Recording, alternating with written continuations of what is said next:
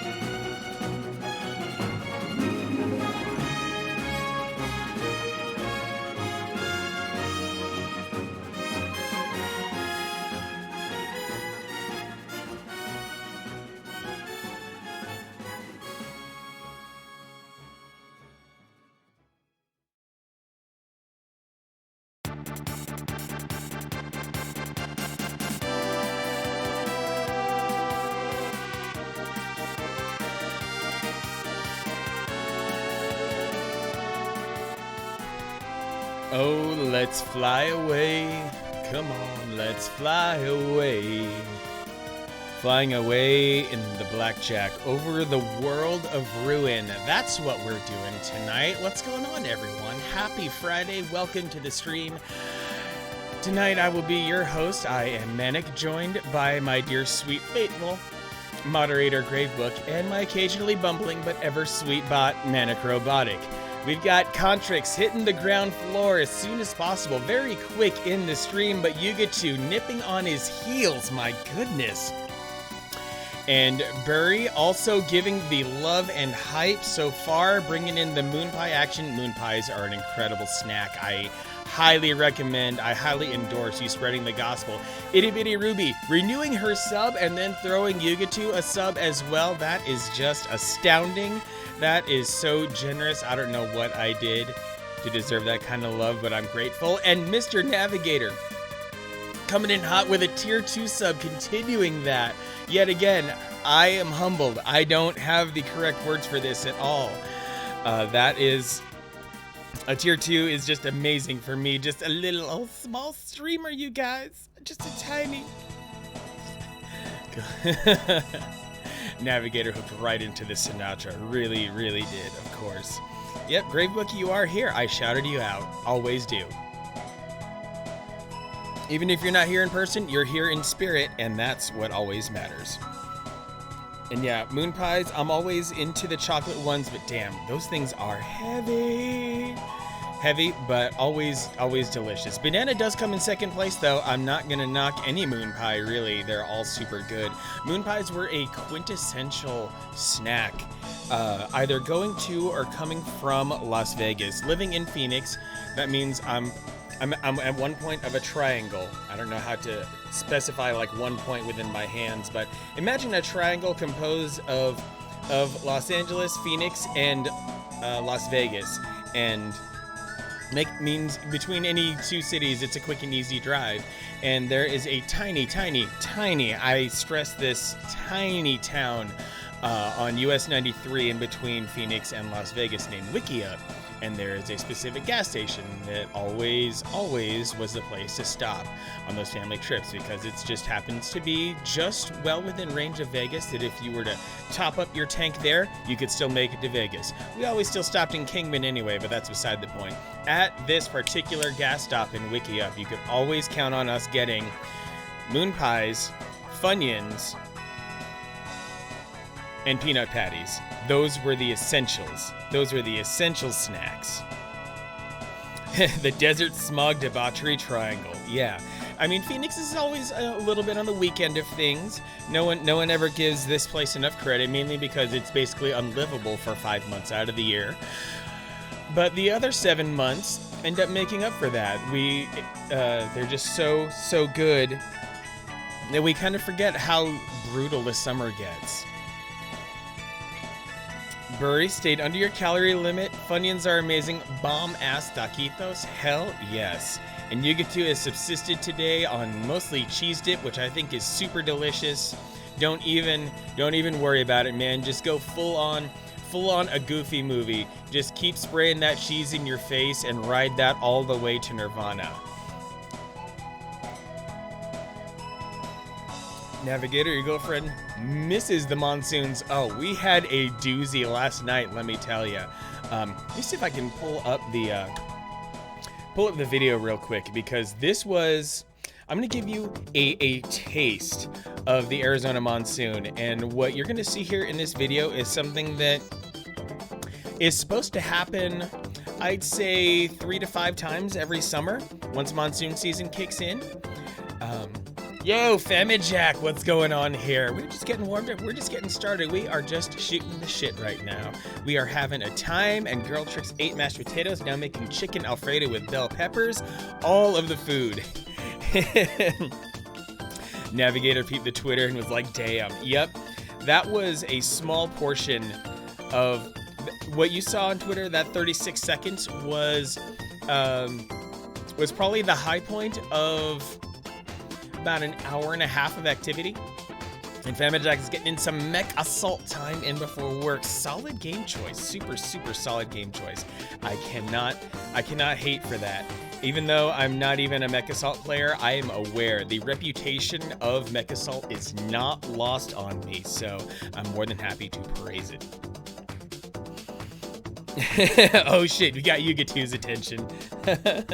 So let me go pop this up here real quick. Let me go switch over to, there we go, and, uh-oh, need to scroll back up a little bit, here we go.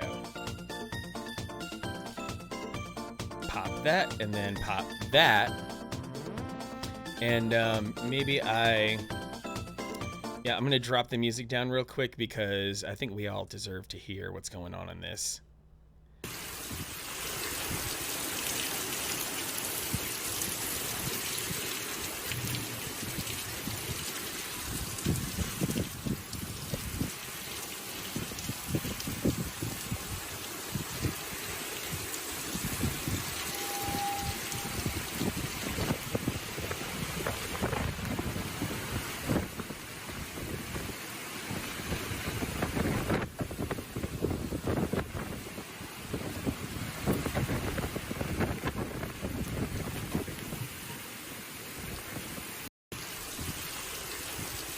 And I think my favorite part about all of that was how, like, things were, like, obviously chaotic, but could have been much nastier. And then in the midst of recording, a giant surge just hits. Probably at, I think, about the 20-second mark.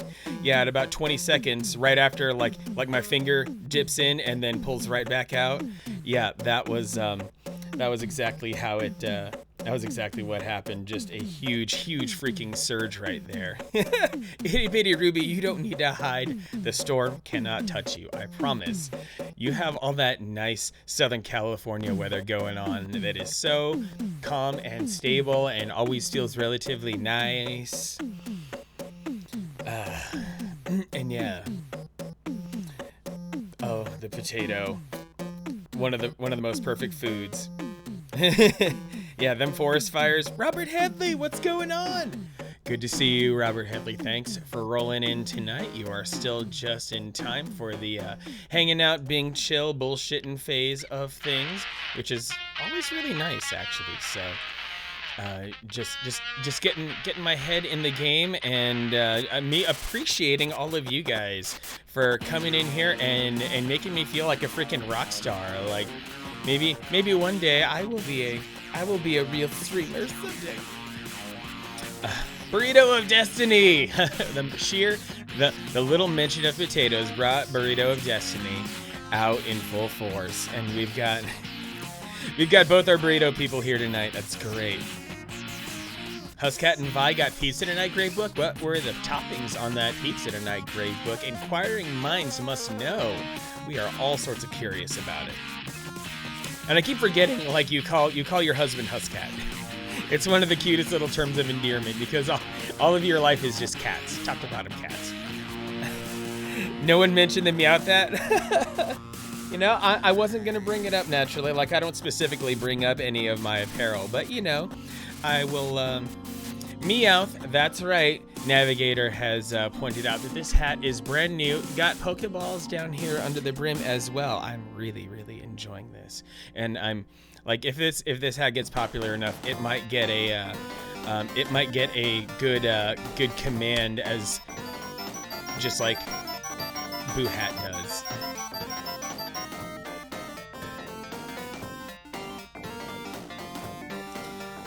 Storm last night was crazy. Phenomenon where two cyclones become one. Isn't that a Spice Girls song? Two become one. Just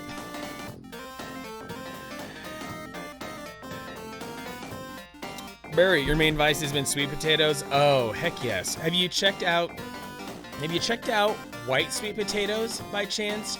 Those things, I had no idea that they existed until like a year and a half ago. My sister used them in a meal, and they knock the socks off of regular sweet potatoes. I kid you not. take your usual like Yukon Gold and a sweet potato, combine them, and you have all of the strengths and none of the weaknesses. A white sweet potato is a real thing. Need an emote in a Kuribo shoe? You know, that's very tempting. I only have a certain amount of emote slots right now, and they are all full. If I get enough subscriptions, that opens up emote slots for me, and I'm not sure what the next count is for subs. But yeah, you know, it would be nice if I could get another emote slot or two, but I'm still thinking I'm still really close to retiring Manic Sleep. I feel like he's not pulling his weight like the rest of them. But we got Crimmy, we got Crunchy Crimson Blades in here. What's going on, Crimson? Thanks for popping in and giving love. I hope you have a wonderful night. Any moment, any amount of time you can give me, I appreciate that very much. Oh, you get to, you like Manic Sleep the most? Okay, since it involves you. A solid 7. Hey, what's going on, a solid 7? Happy Friday evening. Welcome to the stream. Hope you get to live the dream in Subcon a little bit longer. Crimson would give me all the moments. Keep them all. Muckworm, hey, what's going on, Muckworm? It's been a while. Hope you're doing well. Thanks for popping in. Oh, solid 7. Been following for a while. Finally caught me live. Well, I do stream Fridays, Sundays, and Tuesdays every week. And occasionally, when things get a little bit spicy, I'll throw in a user-requested bonus stream or an event or charity stream on a Saturday. So that's the pattern that I go. As a matter of fact, that is the perfect segue to just give a little reminder to you guys that it's Saturday, September 12th. Right now, I've got it scheduled for 2 p.m. Pacific. I am going to be doing a charity stream for the Sojourner Center of Arizona. The Sojourner Center's entire goal is to help rehabilitate the lives of people who have been victims of domestic violence. So go check them out. Go understand what they're all about. I'll be doing a huge charity stream featuring none other than Super Mario Bros. 3. I will be playing the All-Stars version on the Super Nintendo, but nevertheless, Super Mario Bros. 3 is going to be the featured marathon game. I will be playing every single level in Super Mario Bros. 3 for the charity stream. And if certain goals are met, then there will be additional games to be stacked on top of this. Also, there will be donation incentives. I will be gathering a small handful of prizes to help make sure that I reach that $300 goal. You can do a difference in the All-Stars version. Not that much, actually. The Super Mario Bros. 3 in the All-Stars version is just, I play it on a Super Nintendo. That's about it. Yeah, Warp Whistle, what are those? Exactly. Exactly. Yeah, play the Warp Whistle for the music and then just warp right back to the world I came from. Yeah, the music gets a tweak. The graphics are gorgeous. Oh, yeah. Let me go over to my Super Nintendo and yank out the cartridge.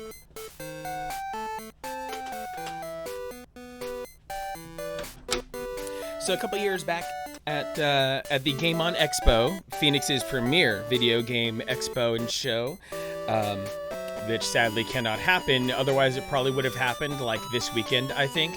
But right here, one of my favorite SNES cartridges, because it's not only the standard Super Mario All-Stars, which contains Super Mario Brothers, Super Mario Brothers The Lost Levels, Super Mario Brothers 2, Super Mario Brothers 3, and Super Mario World.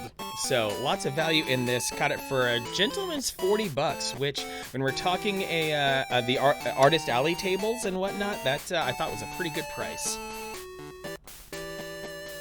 Yeah, basically, Super Mario All-Stars put remasters on the map.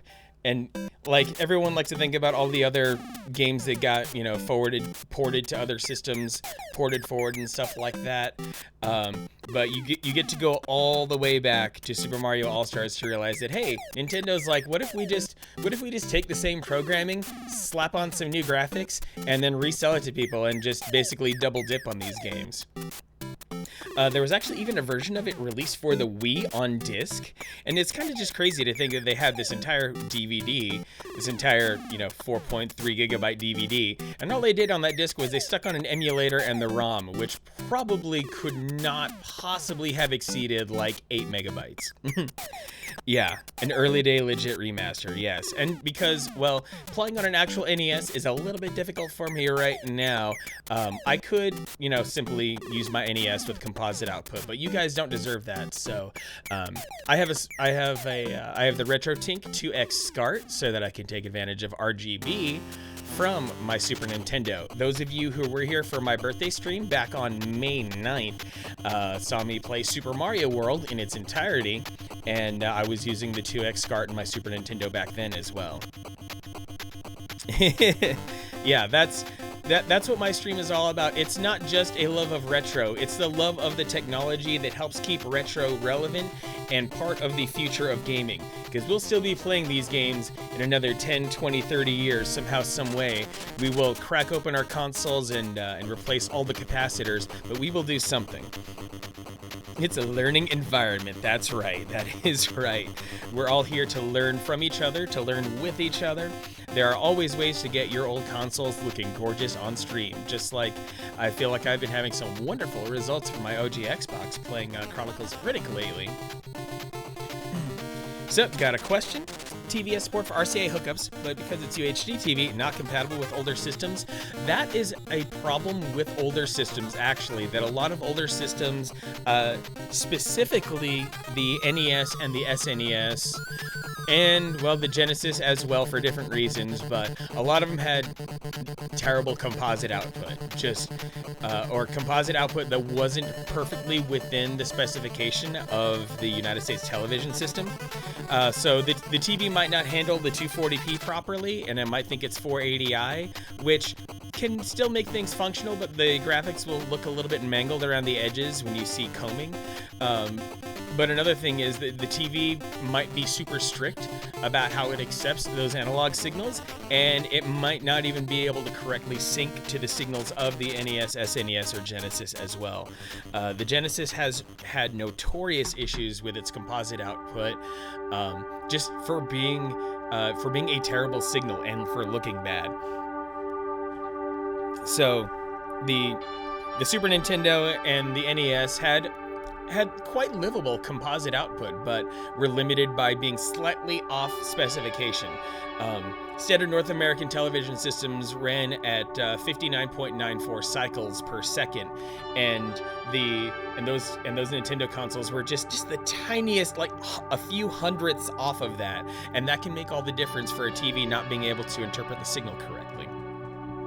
Yeah, that's why you see people like me and Navigator talking about stuff like the RetroTink, the OSSC, and if you have a shitload of money, the Framemeister, for being able to take the output of those old consoles and upscale them correctly without adding any lag, so they can look really good on your TV. And you could have sworn you rigged a Genesis to your previous TV, and yeah, that's something that's entirely TV dependent. And yes, Navigator, that is an excellent suggestion. If it's just one console that you're into, or maybe in the case of the Nintendo version, 2 or 3 consoles you're into, those Rad2X cables are by far the simplest solution for anyone who wants to get a console hooked up to a TV via HDMI.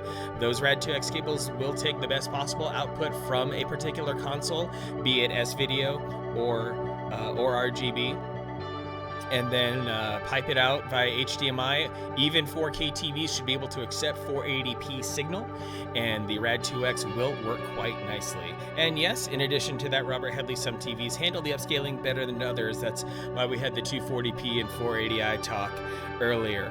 But also, say you have something like a PlayStation 2 hooked up to your TV, and a lot of PlayStation 2 games output in 480 interlaced, and that might mess with the TV a little bit, or the TV might add lag as it processes the signal.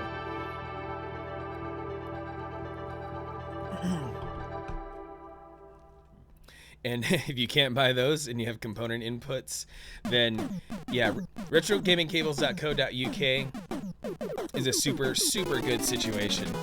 Oh, is that like an alternate HD Retrovision or something? Or does it take the RGB and output it via RCA connectors?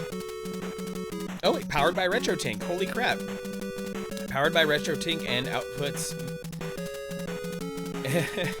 and outputs over component. That's really neat. Robert Headley, you want to see a TV with a chipset by NVIDIA? Ah, I think that would be super sweet to have a literal Shield TV instead of just the product that plugs into a TV that's called the Shield TV. Because yeah, it would be really sweet to say, oh hey, I look at all the emulators I loaded on my TV. LG C9 support NVIDIA G-Sync, which that is a really cool feature to have. It's a separate thing from having like a Shield TV, but nevertheless, yeah. That would be NVIDIA's BFGD.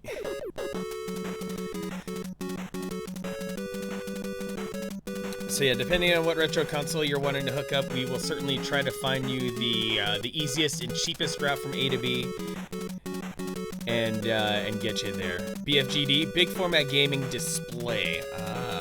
Alienware made a TV too? I did not know that. I mean, it does stand to reason that since Dell cranks out a ton of monitors, that they would slap together the tooling for a TV as well. It would be pretty trivial in their entire production pipeline there. So I totally get that. Linus Tech Tips went over them? Okay.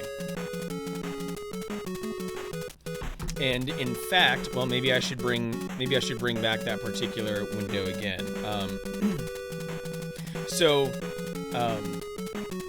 for various reasons that I will not go into, I'll just say budgetary reasons.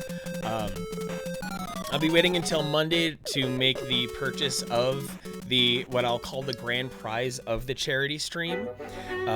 If I come back here and flip this back on, if there are any of these in stock left, this will be the grand prize for those who donate above a certain amount. I'm still fiddling with the amounts. I'm still thinking about how I want to do it, but I will let it be known that that there will be a RetroTink device dropped into your hot little hands if you happen to be the winner of among those who have donated above a certain amount. Burrito of Destiny, this device right here comes to you courtesy of Mike Chi, who runs RetroTink. RetroTink products are the simplest ways to be able to convert all your old game consoles into an HDMI signal in a lag-free fashion, so that you don't have to worry too much about getting a lot of extra fancy stuff, so that any of your old consoles, we can see that it's got a component right here, the red, blue, and green. We've got S-Video right here. We've got composite input right here, and these would be the audio left, right over here, and over there on the other side. Let me see if there's more photos here on the product page. Okay, well, over here on the other side will be where the power inputs as well as an HDMI output. This device outputs 480p resolution, which depending on your TV's scaler could look great or could look like crap, but otherwise still quickly and easily gets retro consoles output to your TV. Yeah, super useful, Burrito Destiny. Too bad you have none of your old consoles. Totally get it, Burry. You should, though. Some of those old consoles are still relatively affordable. GameCubes should still be around 60. N64s, unfortunately, are going for like 70 or 80. Super Nintendos, I would also expect to be 70, 80, even 90, depending on condition. But regardless, this is what's really cool. Like, yeah, $100 for what seems like just a one-purpose device is seems kind of steep. But when you think about, oh, if I get some HD Retrovision cables, I can have beautiful output from my Genesis, my Super Nintendo. I can plug composite in from my NES. If all I have is S-Video, then my Nintendo 64 can go in there, and that would be nice. And Genesis and Super Nintendo for $50 each, depending on where you buy them. That could be true as well. Probably end up wanting to look on stuff like Facebook Marketplace, where sometimes you'll find a person who, I don't want to sound predatory or anything, but you'll find people who don't really have much of any perspective on the value of what they've got. Like, one time I picked up a Nintendo 64 for $30. It looked like ass. It had been through hell. I had to rip it apart and clean it, but nevertheless, it was a fully functioning Nintendo 64 for $30. Very, maybe make mom ship them all, but you kind of disowned everyone. Ooh. But yeah, that's about right, Navigator. Depending on where you are, a Super Famicom can also be rather affordable. Maybe 50, I want to say. Navigator, I kid you not. Well, I have a 2-chip Super Nintendo, which is going to be used for the stream later. But I also have the Holy Grail Genesis. I have a Model 1 high-definition graphics non-TMSS with an EXT port Sega Genesis that was gifted to me from a friend. I'm forever grateful for the fact that I got the best possible Genesis just gifted right off the bat. Navigator got your Super Famicom for 50. That would be super nice. Super Famicoms just look so cool. I don't even have the correct words for it. Do I still have? Oh, let's see. I'm debating reaching up on top of my desk and pulling out my international Super NES Mini, because I guess for whatever reason the Japanese version wasn't available, so I don't have the really awesome Super Famicom box. But nevertheless, I got the alternate model of Super Nintendo. Barry, this music makes you feel even more Texan. Put on your shit kickers and let's get out there and rope some hogs. It's just some good old Andy asteroids.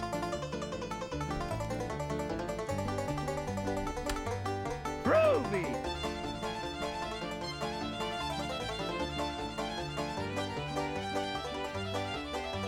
We are getting hog wild, indeed.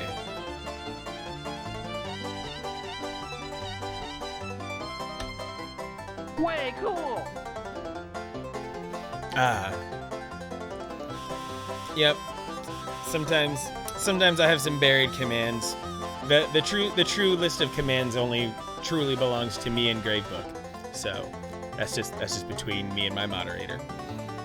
But yeah, I might as well pull it down just to flex a little bit.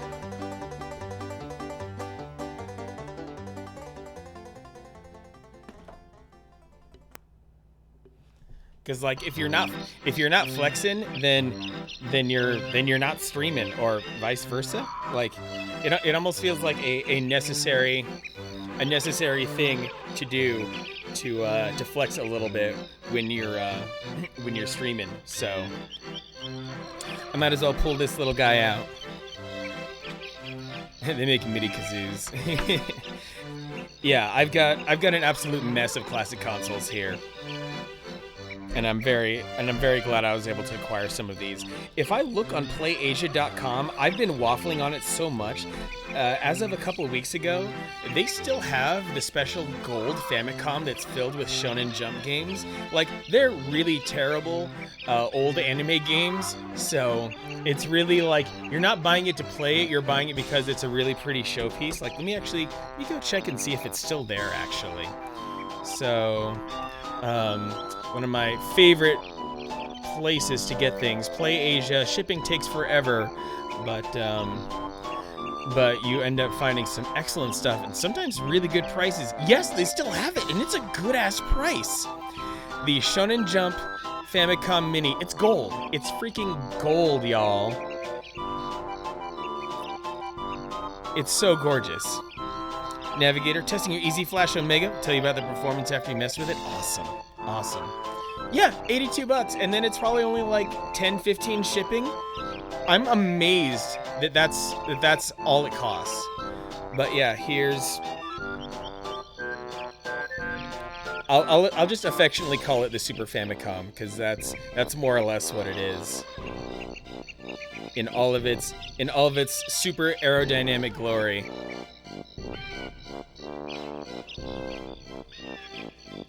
Yeah, the PS1 Classic, regrettably, you have to hack the shit out of it to make it livable. All those 50 Hz PAL games and the relatively terrible game library on it, and the fact that the only games that are on it are the games that are that go without analog controls. Like the PS1 Classic was just really felt like a cash grab, and it was kind of tragic to me anyway. Start collecting the weird Brazilian Master Systems with built-in games.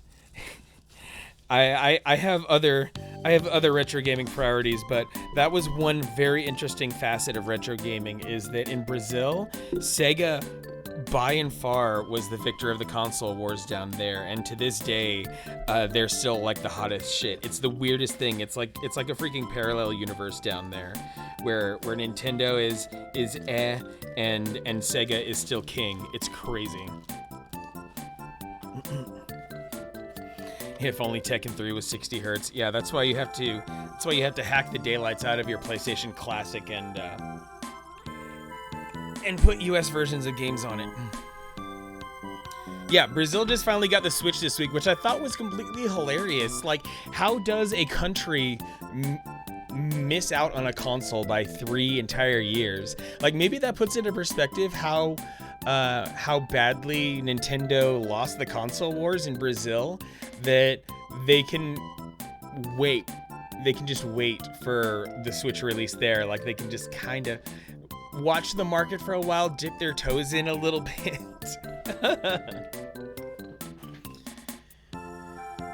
Still have the ability to play Mercenaries. It got released on Xbox backwards compatibility. Just is about to give up. Ooh. Now, when you say Mercenaries, is that like the subtitle of a certain game, or if I go Mercenaries OG Xbox? Okay, I think I'm seeing some of these games. Oh, Mercenaries Playground of Destruction? Is that it? Looks like it also had a PS2 version. Came out in 2005. An action adventure by Pandemic Studios. Got banned in South Korea.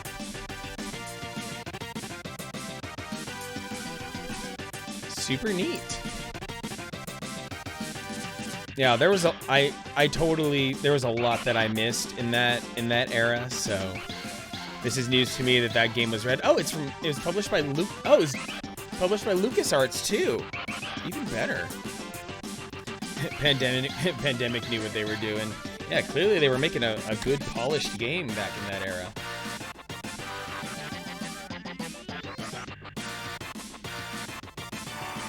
There's a second one that was released for 360 and PS3, but Pandemic got killed by EA. Of course, that's what EA does best. They buy the game studios, and then you stick a timer of like 2.5, 3 years on that studio to see if it will ever continue to live. If it survives that window of time, then maybe it'll keep going. Maybe, just maybe. So, if y'all don't mind, I want to make sure that I acknowledge the dear sweet people who followed me in between streams. I want to make sure I get those names announced here. So, after the Tuesday stream, and actually within the past day, want to make sure I have my mouse on it. All right. Welcome, Woo Chunk. Appreciate you for the follow. Thanks for coming in. Let's live the dream here in Subcon. And now, after Woo Chunk, we have Evil Shai Halud has dropped me the follow. Thank you very much. Appreciate that. Hope you are having a wonderful day if you happen to be watching or lurking. Next up, we have Pez Pusher. Thanks for the follow, Pez Pusher. Appreciate you throwing me a follow no matter what. Even if you don't watch, it's still a good thing that you found me. And last but not least, Optimus Power. Wait, let me see if I can. Optimus Power 84. No, I can't listen to myself correctly, so I wanted to try for an Optimus Prime voice, but that failed miserably. So thank you, Optimus Power 84, for the follow. That was great. Bullfrog and Maxis and Pandemic and Visceral all killed by EA. Yeah, those studios were legit. People who loved, I think it was, if you were into RTS games, Maxis and Bullfrog were your absolute jam back in the day. Let me check and see which Bullfrog Studios, I think. Total of 64 to 69 studios shut down by EA. Yikes.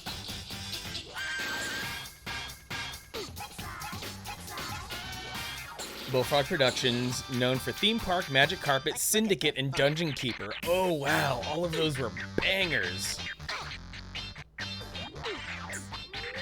And that's where Peter Molyneux seems to have gotten his start. Huh.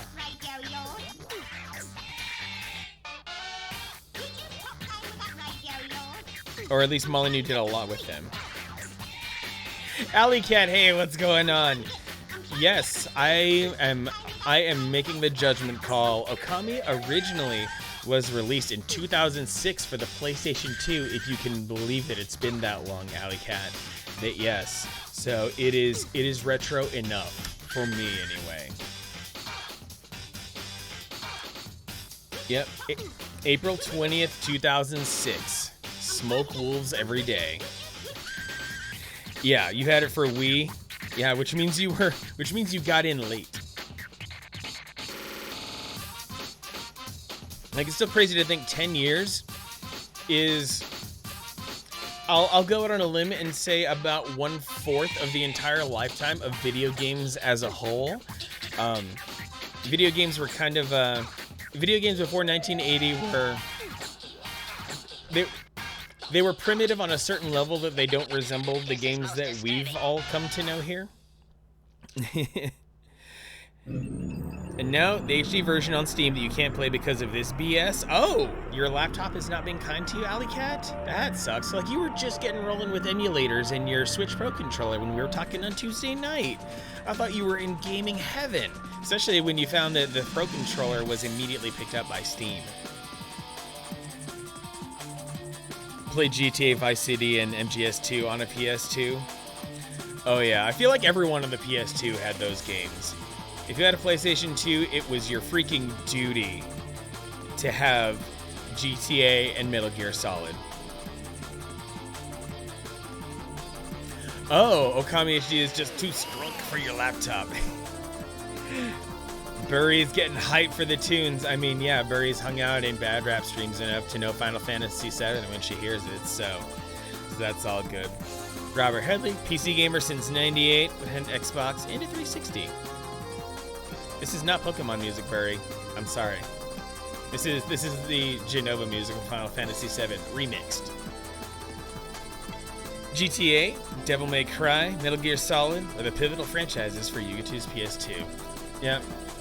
Sorry, Burry. Sorry. I'm not gonna take any. I'm gonna give you a mulligan here. I'm not gonna take any of your nerd cred away, Burry. But just know you had your one and only warning.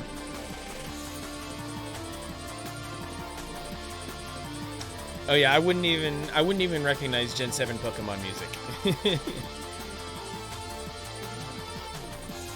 Only game you played for hours on end on the PS2 was Final Fantasy VII. So you took your... I don't even think Final Fantasy VII had an official release on the PS2, so you were throwing your PlayStation 1 disc in there and playing that, which is pretty sweet. Like, screw this new console that has all these fancy games. I'm going to keep playing Final Fantasy VII. Might as well. Because Final Fantasy VII, you can just keep playing it in so many different ways. You might as well just keep grinding on it. So, I think it might be time. Robert Headley spent a lot of time on Final Fantasy VII and Suikoden 2. Oh man, I've heard things about Suikoden actually that, especially with the like literally hundreds of characters that you can have in your party, or the incredible amount of party configurations from the incredible amount of available characters, I should say. Yeah, Suikoden games are an absolute trip to play. They really can be. Burry's got egg on her face. Womp womp. Well, at least the egg fits your diet, right? And every egg is only about 70 calories each, so you don't need to worry about going over your limit or anything. Yes, Alley Cat and Burry going in hard on those Elder Scrolls games.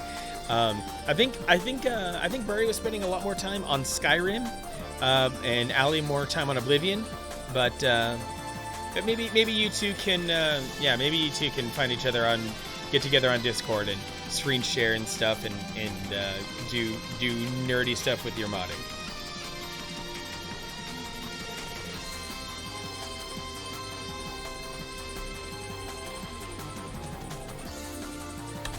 Just acknowledging the stream blip, I saw my OBS go red. Okay, so we have Okami, you guys, in case you didn't know. Okami's kind of on deck tonight. Kinda. Let me quit some apps to make sure that I'm not like accidentally burning resources here, because yes, stream should be stable. Yeah, if you have retail, you can keep dumping those files off the disks, surely, and do what you want. Maybe I also like that. Anything else? Okay, I think we're good. Art on hold was good.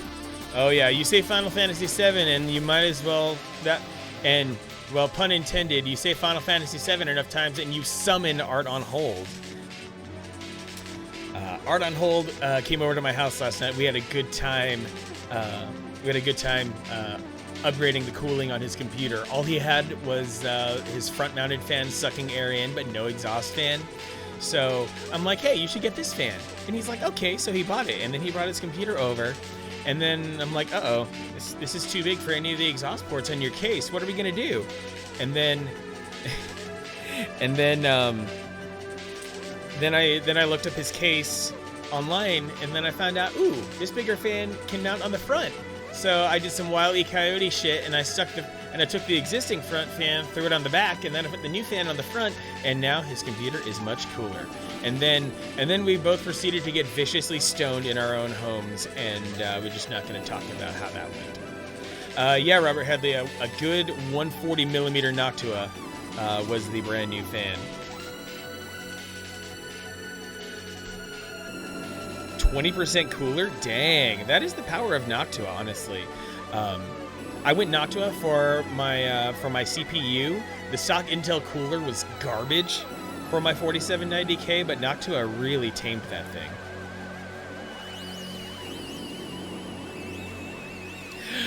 I'm a brony, oh no, oh no, oh no. Yeah, if you want Pokemon music from me, then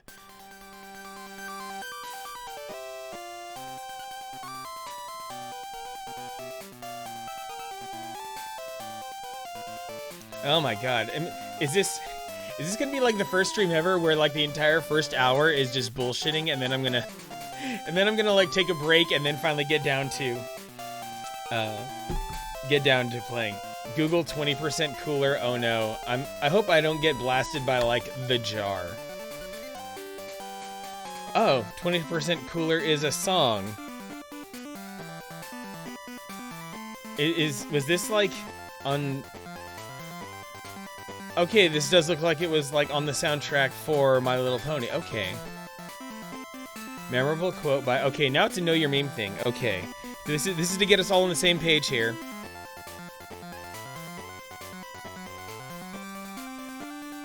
A memorable quote by the character of Rainbow Dash from the Hasbro animated series My Little Pony: Friendship is Magic. It is frequently featured in fan-made images, videos, and animations. It is considered one of the most popular examples of brony speak, and is often used as a snow clone in the form of 20% X. Wow, snow clone is a word I've never heard of before. Holy crap, the meme world is too deep for me. I'm too old for this shit. The original phrase is taken from the 14th episode of the first season of MLP, Suited for Success, in which Rainbow Dash says the phrase in response to her friend Rarity asking for feedback on a dress design. So, I'm just gonna go audio. It needs to be about 20% cooler. Of all things to meme about, really? Really?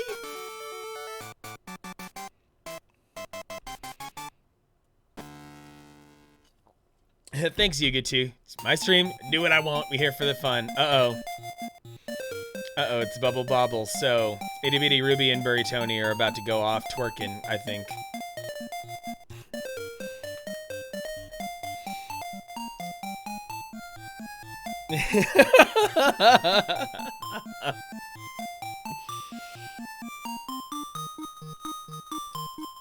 Yes.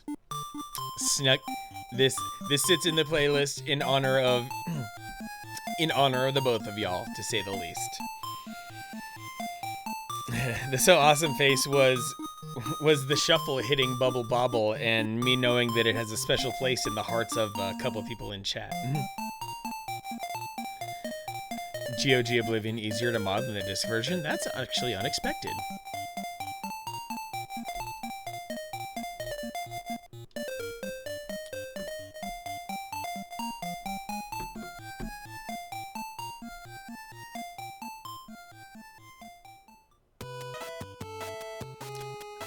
Loading right in front of one of those nice mirrors. Bubble Bobble, the song is happiness, yes. Because it takes you back. Takes you back to being 6, 7, 8 years old again. Yeah, GOG is great because you pay, you get the games, and the games have no DRM on them whatsoever. No Steam-like stuff. It's just, here's the game, you install it, you click the game's icon directly, and it runs. That's it. Burry was 4 years old and getting on the Bubble Bobble train. Got it. Yuga 2, for example, their version of Jade Empire doesn't require you to make a Steam file and copy DLL files. And yeah, Alley Cat, this is... For those of you with sharp enough ears, I snuck a couple of these tracks from Nintendo games in here because they're just my sort of little prank, my own weird sort of little troll in that when it comes to NES games, any given NES game gets to leverage the limitations of the sound chip in the Nintendo. There are 2 square wave channels, a triangle wave, I think it's just, actually it might just be 4, 2 square waves, a triangle wave, and a PCM channel for samples that is used occasionally. So this is me taking Mario 3's Water World and just stripping away various instruments so you can kind of hear how different it sounds. I have another one for Desert Land as well. Puzzle Bobble is the reason my Bust-A-Move was renamed to Bust-A-Groove in America. Uh-huh. I was wondering how they were gonna work that. Yeah, because when I saw Bust-A-Groove, I'm like, that seems a little weird, like they're trying to skirt some things. Okay. Make sure I have my tabs all around here. All right, now I need to...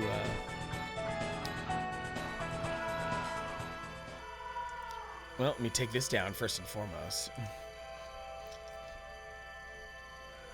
Rubber Headley turned to Bionic Commando. I should slip that in. Inward in the original soundtrack of Bust-A-Move. That seems pretty rad. Oh, look at your puppy sleeping.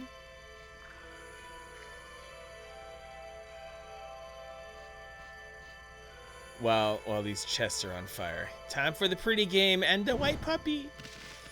Dinner is good. I'm glad to hear that, Girl Tricks. Okay.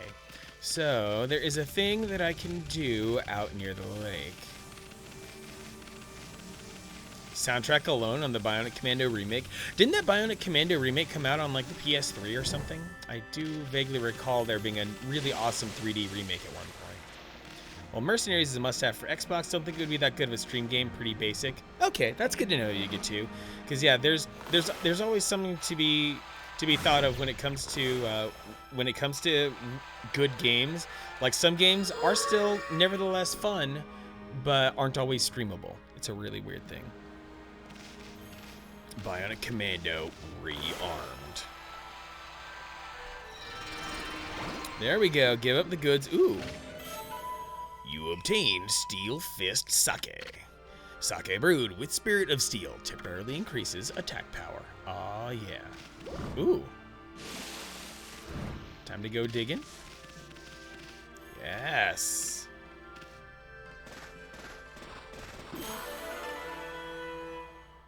Come back when you have 190 mods. Oh dear. Oh dear. You obtained Steel Soul Sake. Sake brewed with the Spirit of Steel temporarily increases defense. So in terms of how far I am in Okami, I am actually not very far at all. I feel like this is going to be one heck of an odyssey. Going by IGN's walkthrough of this, I'm only on part like 4 out of 15. So we're still like in the first, I don't know, first third of this game at best case. So you haven't actually missed too much. The introduction. Ooh. You obtained glass beads. These beads show no cracks as a testament to the artist's skill. But yeah, basically the rebirth of a god who protected a village long time ago. And now I'm regaining all of my godly powers and saving all of Japan. Ooh, what's behind the waterfall? I haven't been here yet. At least I don't think I have. Have I been back here? Yes, I have. Okay, good.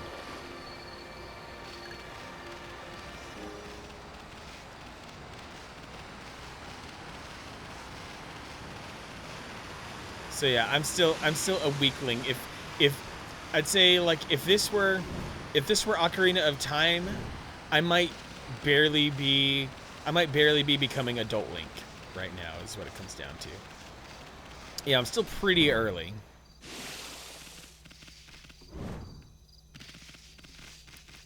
Yeah, and in Gravebook's world, everyone might as well be cats, so not a husband, but a huscat. You obtained Coral Fragment, hunk of coral said to have been brought from the Dragon Palace. Where's that fishing kid? I need to talk to him. There he is. Hey, no sleeping. I need you for side questing.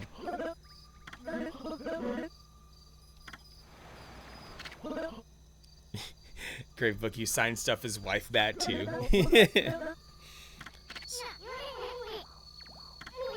Well, it's not so dangerous in these parts. Let's come back and check on him during the day. Ugh, fine. I guess I'll grind for stuff.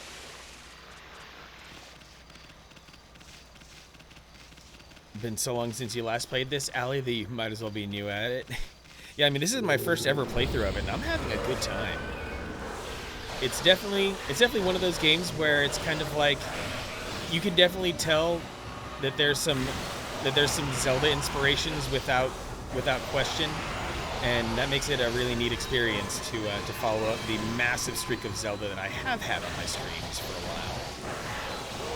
I figured, you know, I'm going to keep the Zelda vibe alive, but at the same time, I'm going to be a little bit different, and thus I chose Okami. And instead of trying to track down the PS2 version, I opted to just grab it in HD, so it can be a much more pleasing visual experience for stream.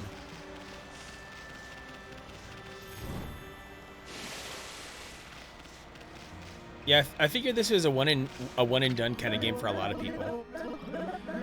My dog Ume and I were exploring a secret place the other day, an ancient building known as the Suta Ruins. We'd never been able to get into the ruins until we found a key deep in the forest. When we went in, we heard a horrible roar from deep within. I didn't waste any time getting out of there. I locked the entrance to the ruins and hightailed it home. I thought Ume had followed me, but he was nowhere to be found. I bet he's trapped back at those ruins. He must be crying, all scared and alone. Alley Cat, you love the bead weapons? Alright, I will try to exploit them eventually. Catch me outside whipping demons with fucking beads. If you know where he is, then why don't you go rescue him? This is no time to be fishing. Yes, well, there's a reason for that. You see, on my way home from the ruins, I fell near the water's edge and in went the key. I tried my hardest to fish it back out, but I've lost all my line and hooks. All I have now is this pole. Robert Headley, you think you saw it on GamePro? Wow, GamePro was still around in 2006? I guess it was. I was getting Electronic Gaming Monthly all the way until like 2010. I tried my hardest to fish out the key to the ruins, but I lost all my line and hooks, and all I have now is this pole. Ouch! Now cut that out. There's nothing I hate more than a crybaby. You were the one who left your dog in those dangerous ruins. You gotta do whatever it takes to get the key and go help him. Listen here, kid. Fishing's all about attitude. Attitude! There's nothing you can't catch with the right attitude. Fish, babes, or whatever. It's all can be yours. Go ahead. Act like you're having fun. We'll watch.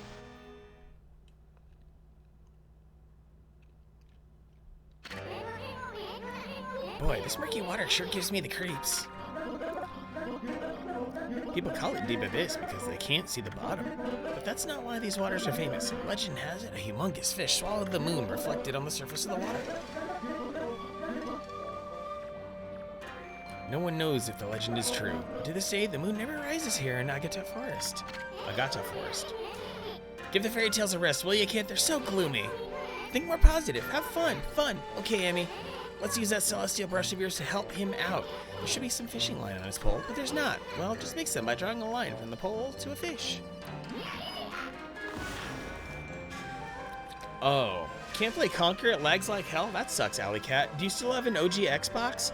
Conquer is notoriously demanding on any emulator that tries to play it, though you grabbed Mupin, which should be very capable.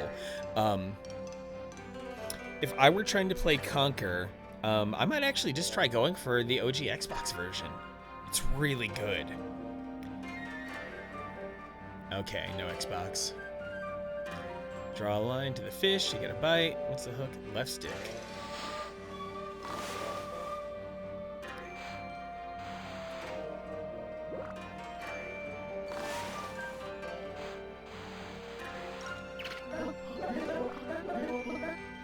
Oh, did I actually get a bite? Careful now, kid. Don't pull with all your might, you'll just wear yourself out. Just reel it in nice and slow. Sony and Nintendo household. Ooh, okay, you mean sipped it. Rubber Headley, you've been excited about those smoothies lately. Conquer Live and Reloaded is back compat on Xbone, and the original N64 version is on Rare Replay with less censorship. If only Alley Cat had any Xbox whatsoever.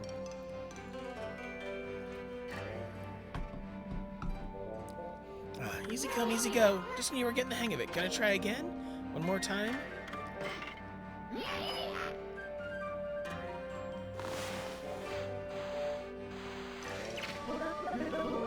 Whoa, I actually get a bite? Oh, I gotta keep that meter in a sweet spot.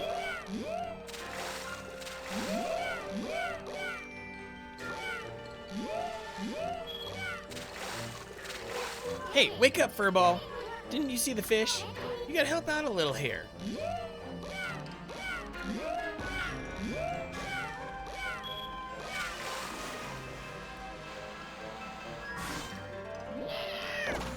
Yeah, caught a fish. Or at least Rare Replay for PC. Seriously, I would play the hell out of Rare Replay on PC. I would turn that into a streaming series in a fucking heartbeat. You caught Goby.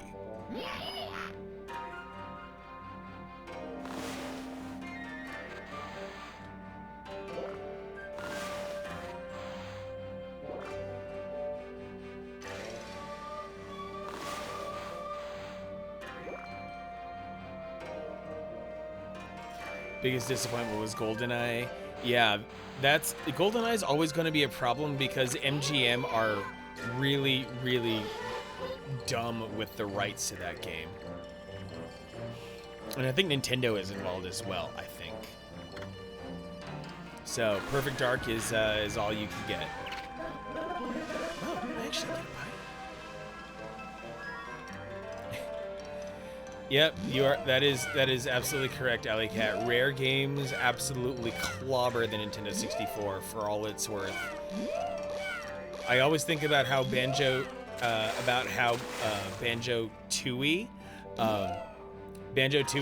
looked as good as it did, performed as well as it did, and didn't even require the expansion pack. It was just that good.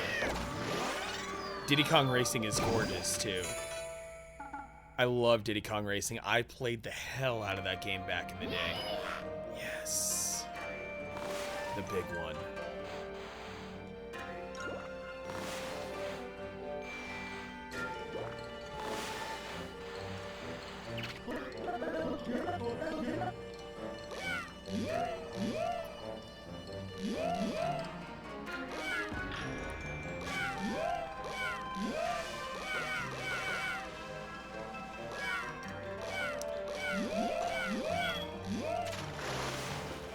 Ooh, a big old salmon.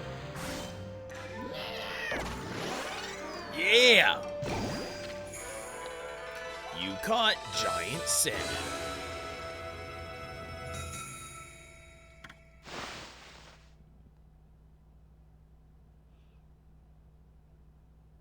You tried ukulele and the other day, and it's just a carbon copy reskin. Yep, that was the entire goal of it. I actually need to pick both of those games up.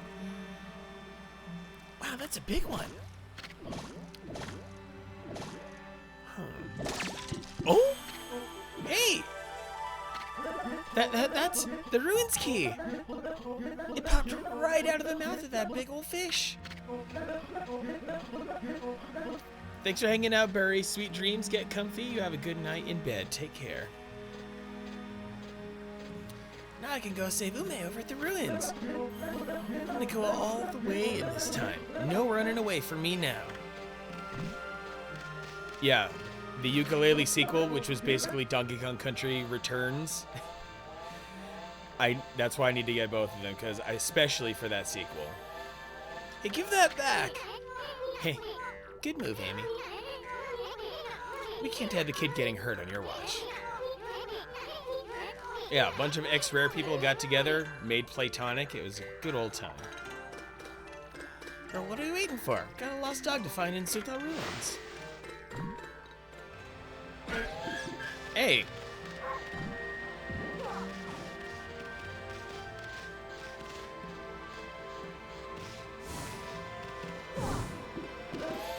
I did not expect the kid to come after me for the key, so where exactly are the ruins? Surely they'll be marked on my map. Oh, they are down on... Okay, they're down that way. So I have to...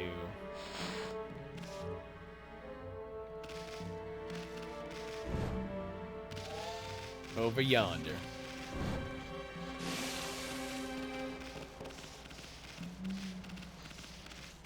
Yeah, ukulele would be the jam.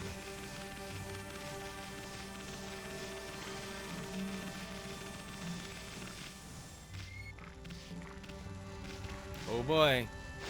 Cutscene time.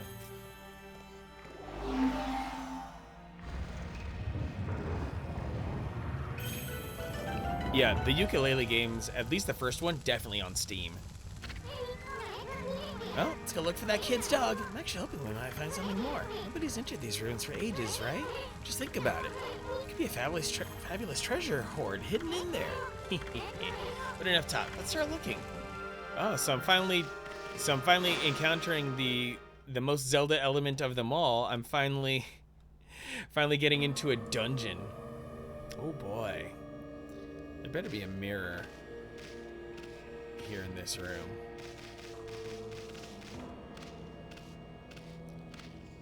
Getting mad vibes of the Forest Temple. Suta Ruins.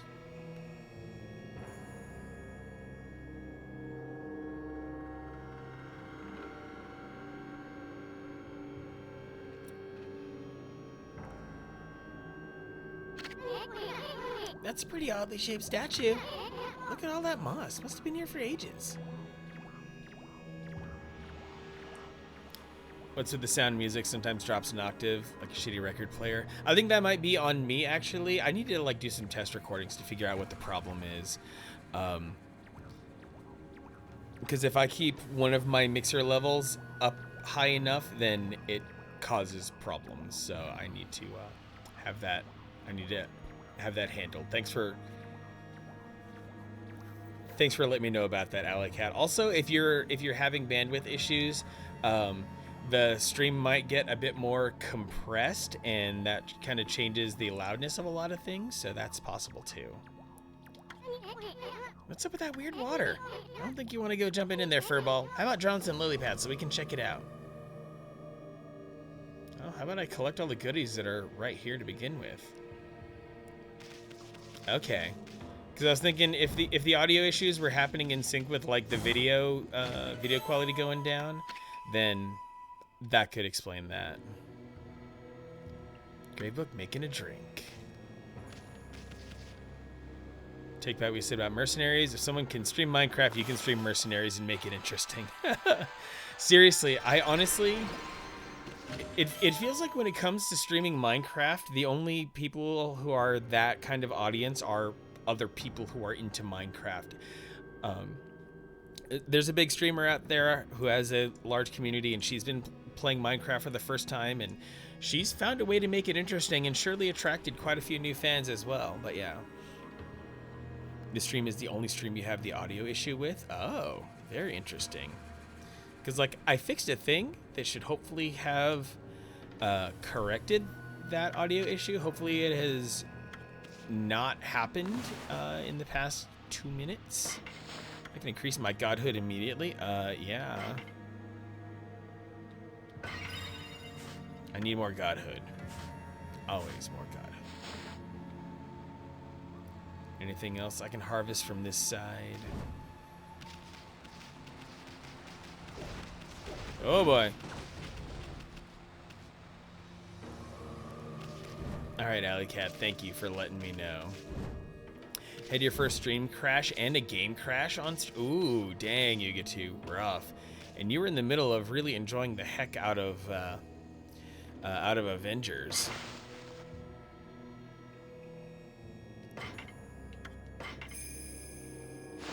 Okay. So normally, I know I aggroed an enemy all the way over there, but normally, yeah, normally these save mirrors are, they are rather safe, so. Oh, you got Avengers on your PS4? Dang, you are going all in on that, so. All right, well, the stream has actually gone on for quite a bit, so I'm gonna go take myself a little bit of a break here, and then we will get into this, dungeon. PS4 sounds like a jet turbine. Oh man, so many games stress out the PS4. So many. All right, you guys, I'll be back.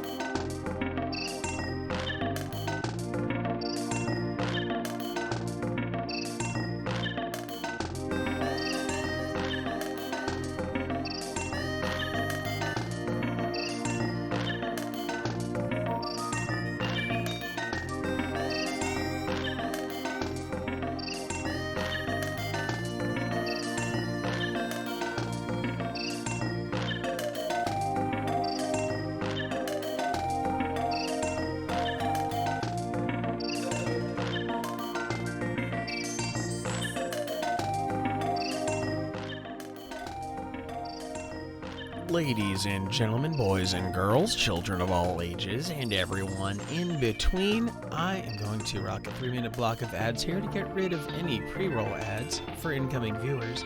Your patience is appreciated. We will resume right after these messages.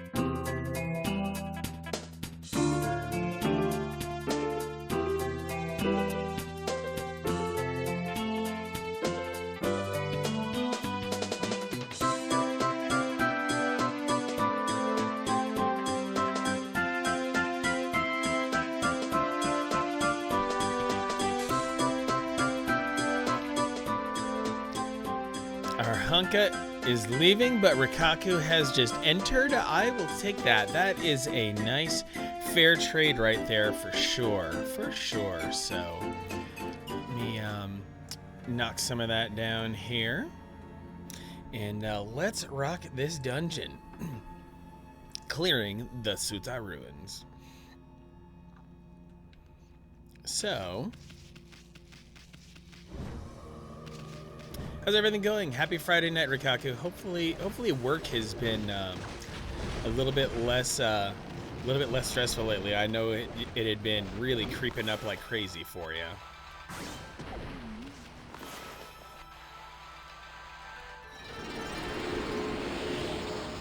Juicy drama, juicy gossip. Oh yeah, Yuga2 runs deep for the game trivia, man. That was some crazy stuff. I did not know that CP was involved in any of that stuff. That was crazy pants.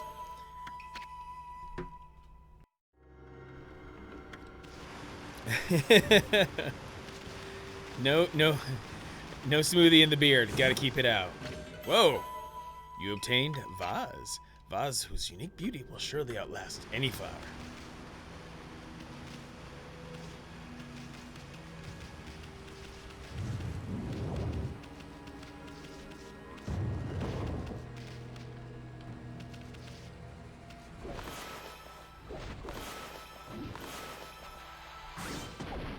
There we go. You consumed potato. I can't believe it took me this long in the game to find a potato. Rikaku, you good? All right, glad to hear that. I just finished some of your own streaming. Oh, that's right. You were getting in on some Samurai Jack. Yes, that's right. You were so hyped for Samurai Jack, my dude. Oh.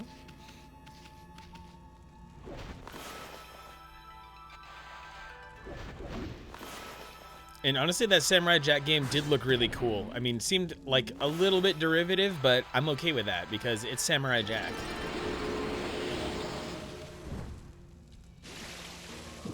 Oh, I'm going to draw a lily pad there. That's fine.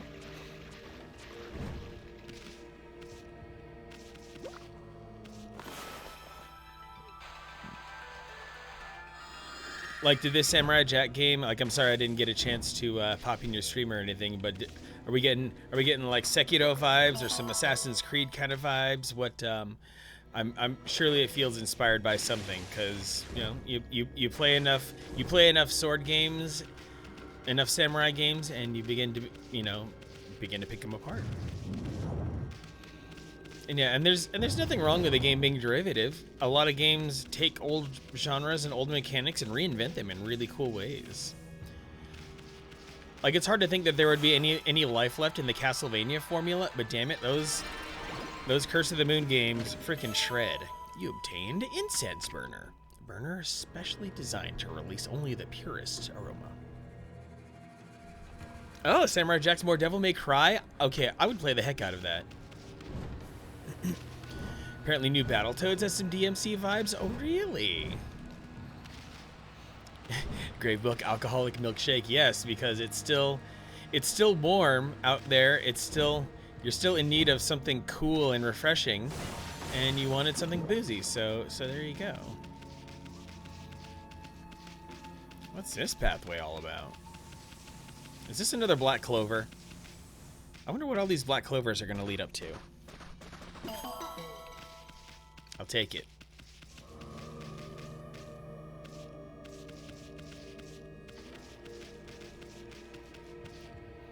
A $70 alcoholic smoothie? Good lord. But $70, oh, $70 for your blender for smoothies.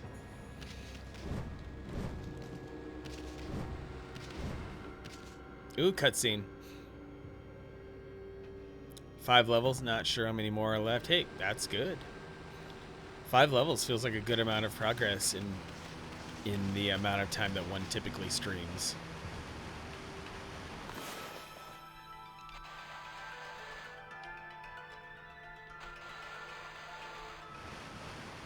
I can only do one at a time, apparently.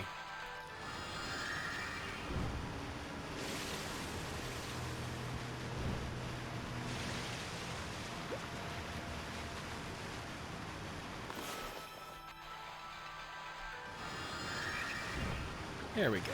Much better.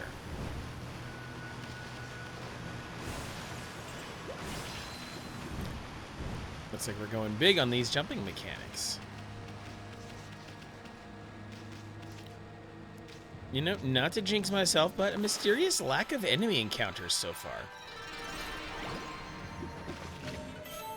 Steel Fist Sake. Okay. There's a ball. Ball! What's up with this round stone? It's much heavier than it looks. Doesn't look like it'll budge, no matter how hard you push or pull it. You look like an enemy.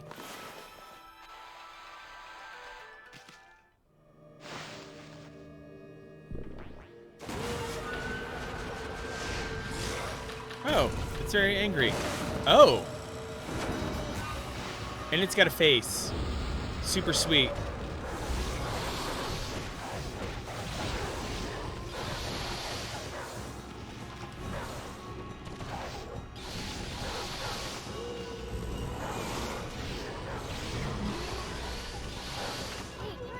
Look for a chance, use your celestial brush. Still, the thing sure got a tough bud.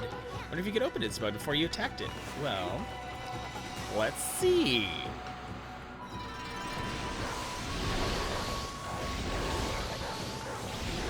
Yeah, tear it up. In Breath of the Wild, do you feel bad breaking pots and reading people's diaries and stuff? Because apparently you've never played a Zelda game before. Yeah, seriously, man. The entire world, all of Hyrule is Link's property. You're there to destroy it. Do I gotta daze it first? I think dazing is part of the equation here. Okay. Yeah, a little dazing and then a little blooming. There we go. Fine, I'll do it your way, game. Going clockwise. And there we go. Yeah!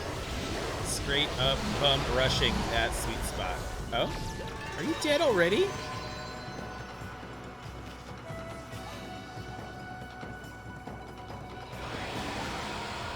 Alright. Oh. The orb has magically revealed itself. Gravebook multitasking? Oh dear. You're multitasking getting drunk and moderating a stream. Back from a ninja oh, stomach acid into your sinuses. Oh dear. That seems like a little problematic. Ball!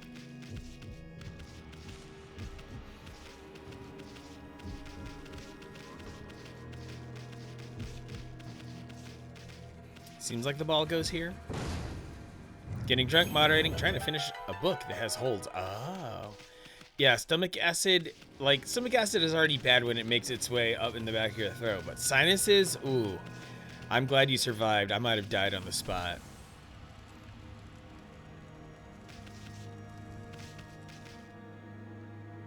I don't trust this room. Not one bit.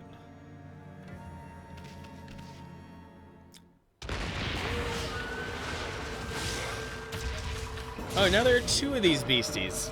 Well then.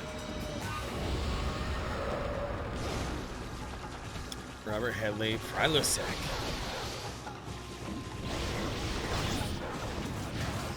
Oh, I got you right where I want you, I think.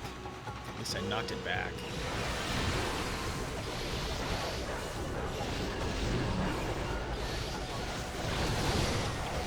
Oh, there we go. Let's crack you open and dig into the soft, meaty insides.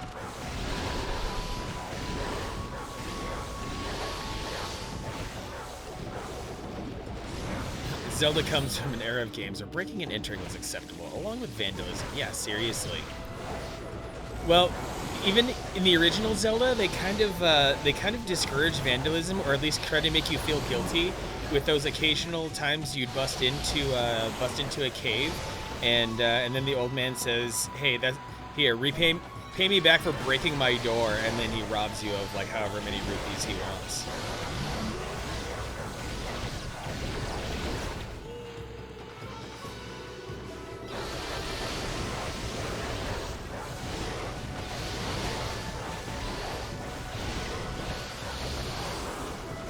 One hell of a combo I've got going on here. Never had a combo that high before. That was pretty nice.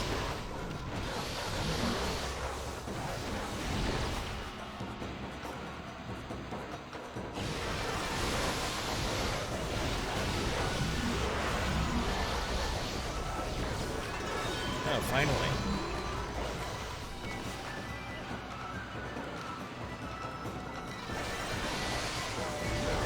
In Mercenaries' case, yeah, borderline genocide as a common game mechanic. This game was fun with motion controls. See, I went immediately for turning that shit off. I'm not a motion controls kind of person. Oh, neat. I made a log appear. A very appreciative log, apparently. What's going on with you, log? Wow, get a load of the size of these mushrooms. Kind of feel sorry for him, though. It's so gloomy in here. A bit of little sunshine is all it would take to perk him up. Oh, sunshine, you say? Well, I guess. Eh? Ah, over there.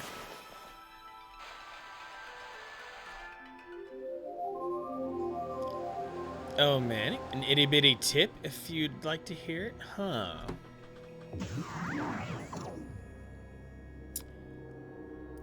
Sure, I'll take your tip, Allie. What's on your mind?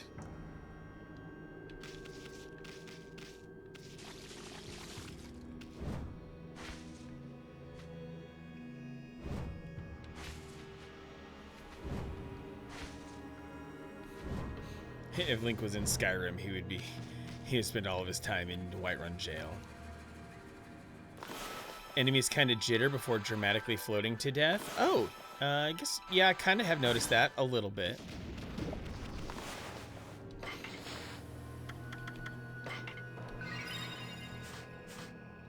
Because, yeah, like, it's like I'll kill them, and then it's like 5 seconds later they actually die. Ooh.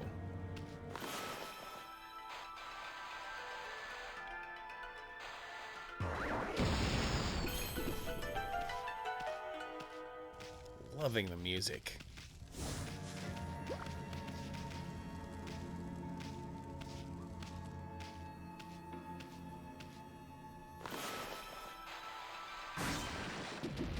Whoa! You consumed gourd. Vegetable with many uses, fills astral pouch a little bit.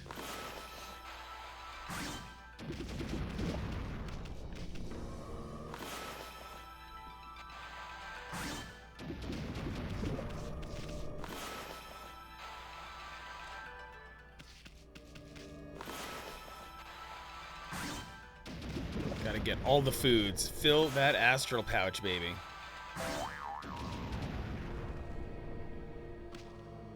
Uh-oh. I'm just a wolf. There we go. Okay, cutscene in this room.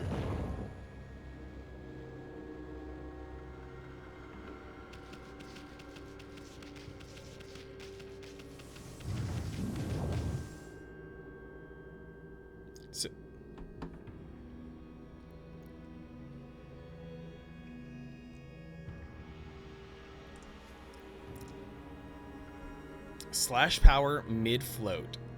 It I think it disliked the word bitch.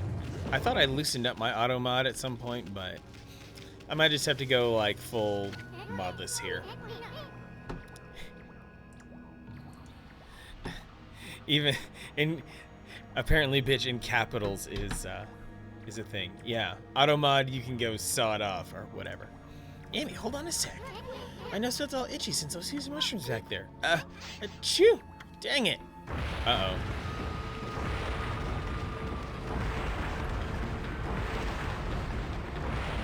No!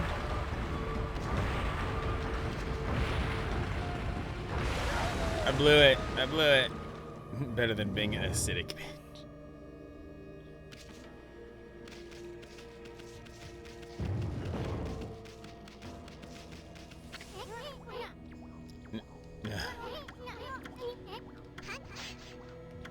Dang it. Okay, now I need to make sure I run correctly. Run, run, run. Keep running faster, girl. Faster. Now I'm cut off from the rest of the dungeon. How swell.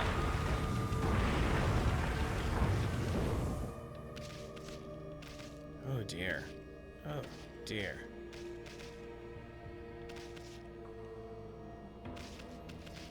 What's this? Oh, how dare you mock me.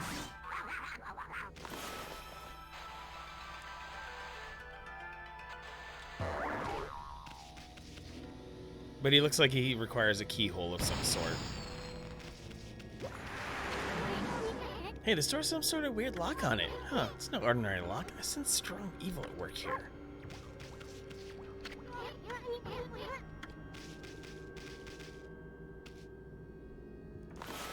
Now that game 13, I remember hearing a lot of hype about it back in the day. So I'm happy to hear it's getting some of its due love. Like, it was definitely like cult classic status once upon a time. Oh no! Oh. Oh. Oh, that's an enemy.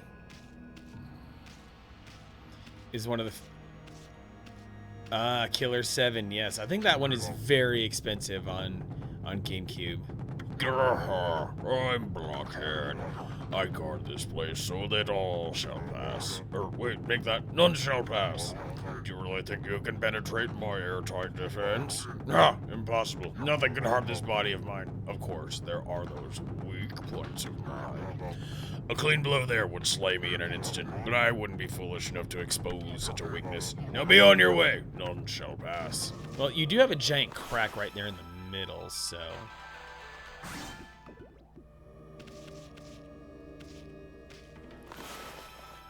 Or this seam? No. Wait a second.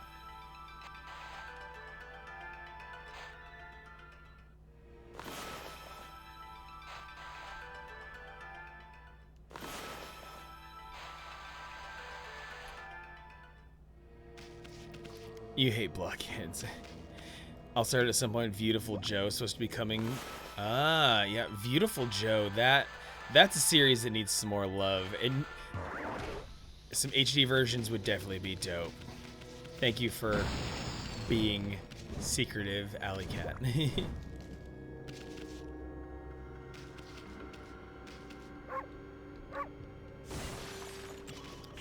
Sure, I'll just break these open. Why not? Gets me a little money. Yeah, just keep Neen sipping me. I deserve it, because I'm sure the answer is probably like staring me in the face.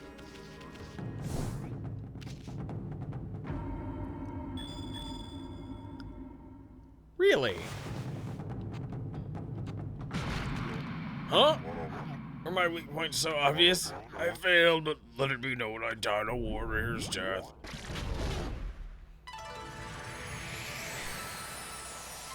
You're correct, Great Book. The beauty just keeps spiraling. And yeah, it would be great to have a double pack of Jet Set Radio and Jet Set Radio Future. I would love that so much. This looks like an exercising arrow for driving away evil. Huh, its tip is shaped like a key. In any case, I do sense its divine power for driving away evil. Ah. Ah, if I can somehow get back to the top of this place, but... It'd be great if there were an Okami too. Oh, this area looks familiar. Oh no.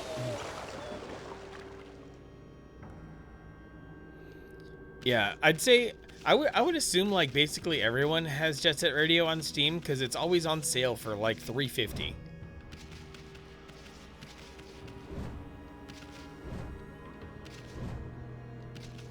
Jet Set Radio Future is a sequel to Jet Set Radio. It's, yeah, it ends up being a separate game than the first Jet Set Radio, which originally came out on Dreamcast.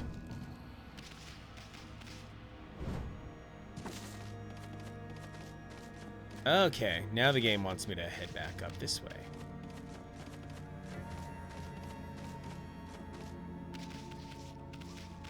Seriously, this is very underrated because it's something that manages to kind of capture the Zelda spirit, but without being full Zelda.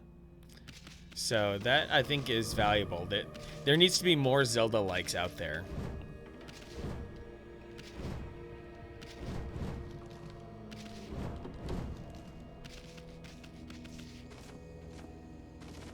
Sequel called Okami Den for the DS. Oh. I wonder why the sequel wasn't remastered for this HD version as well. Unless that sequel is like an unlockable. Like if I beat this.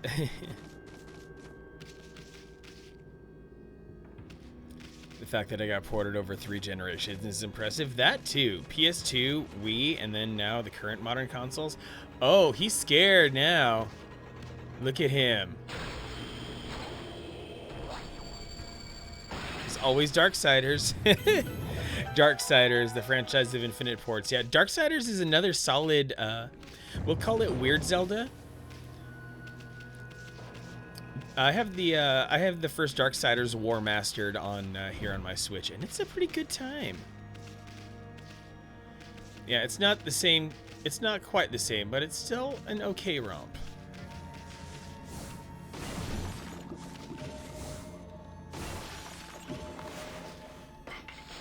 Allow me to holy bone up here.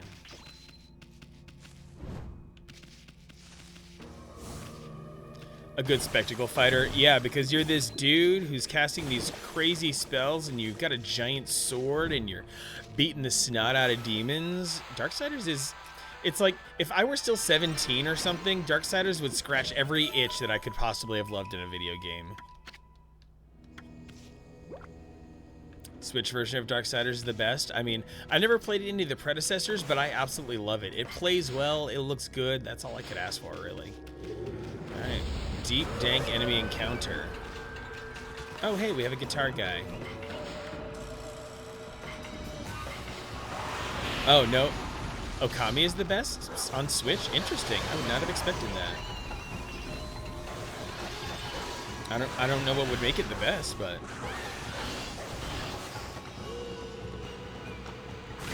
Yeah, Darksiders War Mastered, I got it because it was super effing cheap on Switch, so I'm like, might as well. It was like 25 bucks or something. And I'm like, well, it's a lot of games, so it's a lot of content.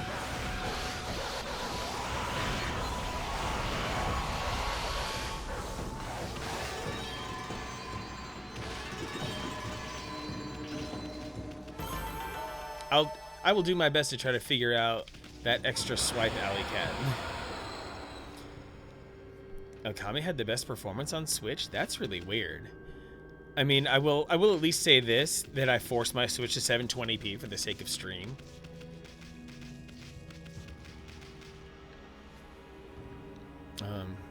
Is this where I paint a bridge? Witcher 3 to Switch? Yeah, Witcher 3 on Switch was kind of a technical marvel, but at the same time, like it's one of those games where you're just like, it's amazing that this runs in the first place. It's not the best looking or best performing version of the game, but it's playable, and that's what counts. Oh dear, a save mirror.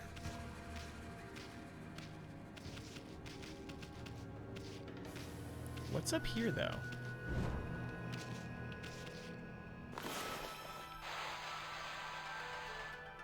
Crisis, yeah.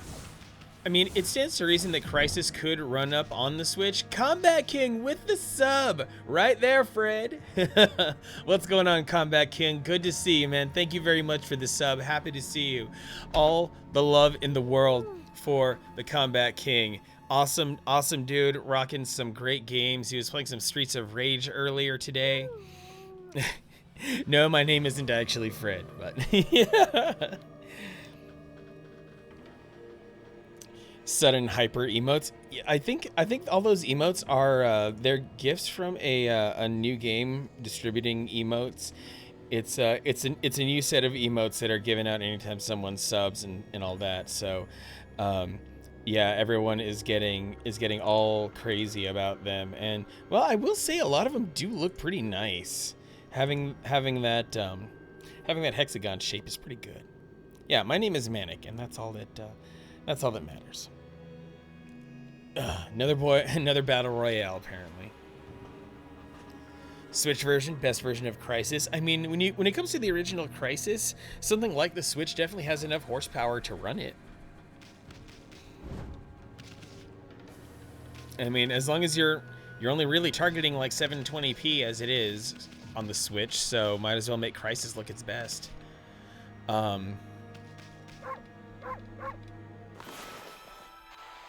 What are you, statue? Or wait, what's that weird? Do I fill the hole between his legs? You just... Okay, apparently not. DF Retro seemed impressed. Yeah, that I know that we all don't have terribly high expectations of the Nintendo Switch, but basically the Nintendo Switch has proven itself to be more or less like a portable Xbox 360 in terms of the quality of games that can be played on it. Yeah, John Linneman is one of my freaking gaming heroes. I would love to go to Germany and have a beer with him.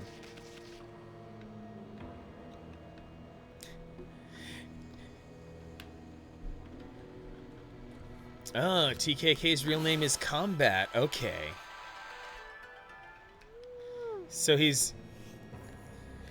you're not actually the Combat King, you're just the King of Combats. That's a really nice smokescreen you have there with your username, Mr. Combat King. Alright, let me at least get a save going before I do something stupid, which I inevitably will.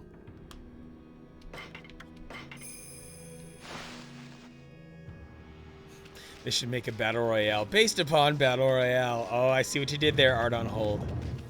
I see what you did there. Oh, cutscene time. Prince of Combat? No need to be a prince. No need to be humble, Combat King. Any dude who has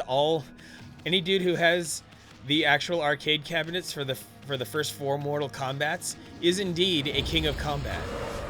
Without any sort of question. I think I'm just gonna be lazy. And, I'll go with this. Let me Steel Fist Sake.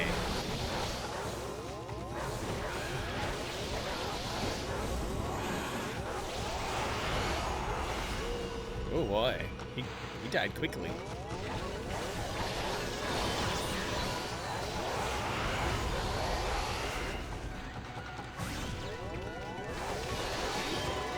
Wow, these dudes are going down fast. Gravebook? Yeah. Gravebook, for all intents and purposes, is Persephone. She's not eating pomegranates right now, but that's quite okay. The cabs are a green screen? No, don't tell me this. Those cabs are real in my heart, TKK. You obtain Spirit Globe L. Humanity's faith, made solid, restores 3 units of solar energy. Ooh, I got 2 cherry trees for time and damage. I think that's okay. I think I did the right thing.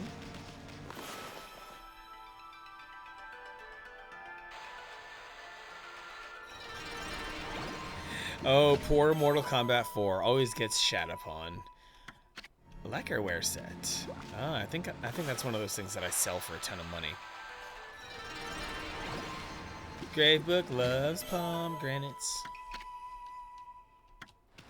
Amaterasu's favorite snack.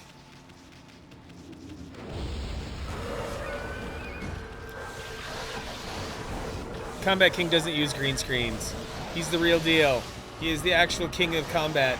He bested Ed Boon himself in a Mortal Kombat tournament.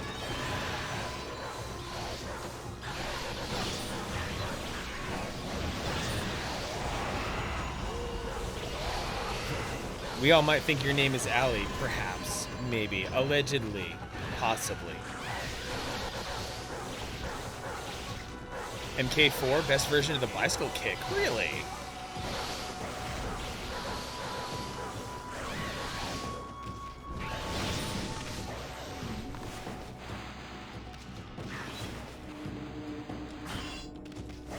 Oh no, don't you dare.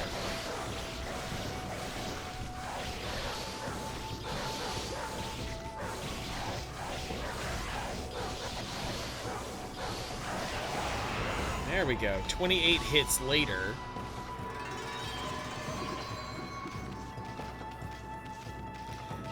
Back when you could reference Serial Experiments Lane and it was relevant. Those were the days. Those are some very special otaku days, Art on Hold. They really were. Talking about all those movies you saved up your allowance for to go buy at Suncoast. The Mortal Kombat action game? Are you talking about Mortal Kombat Mythology's Sub-Zero? Oh yeah, there was Shaolin monks as well. Back when they were trying to diversify the brand and it failed miserably.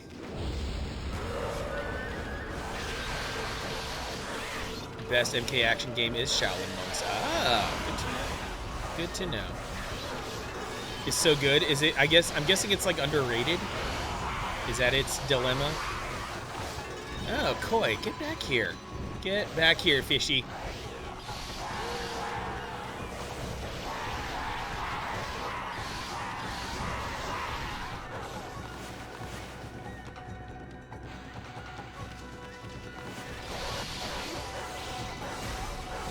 Oh, don't you dare. Oh, no.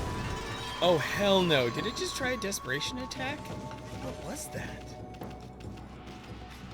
Yeah, Mortal Kombat Mythology Sub-Zero is kind of funny because they're like, okay, we're gonna do our best to hold to the original Mortal Kombat fighting engine. So in the interest of making sure that all the moves get performed correctly, we're gonna have a button that makes Sub-Zero face left or right, not your actual directional inputs. Yeah, but Tobal #1 was a dungeon crawler, so there. Oh, Tobal, yep. Tobal, one of the weirdness in terms of like all the console Galapagos back in the day, or the fighting game Galapagos. Art on Hold Laundromat back in North Carolina had that weird time-traveling fighter where you could cut off arms and limbs and stuff. Time Killers. God, that was the weirdest button arrangement in any arcade game that I could ever imagine. The buttons were arranged according to limbs. So there is buttons for head, left arm, and left leg, right leg. Time Killers, God, that was terrible. Wait, Time Killers was a sequel?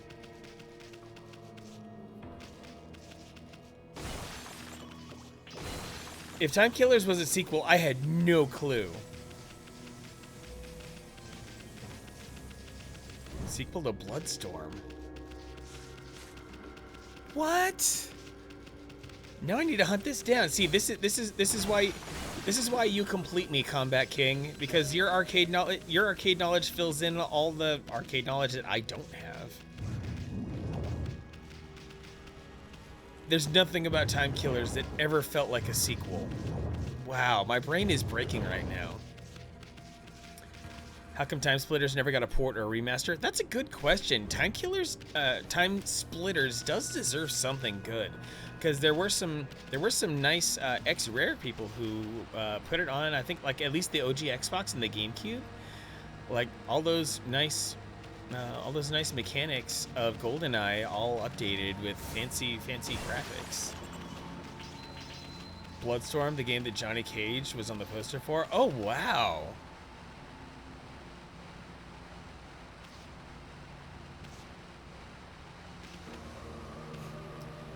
Wolf Goddess, yes.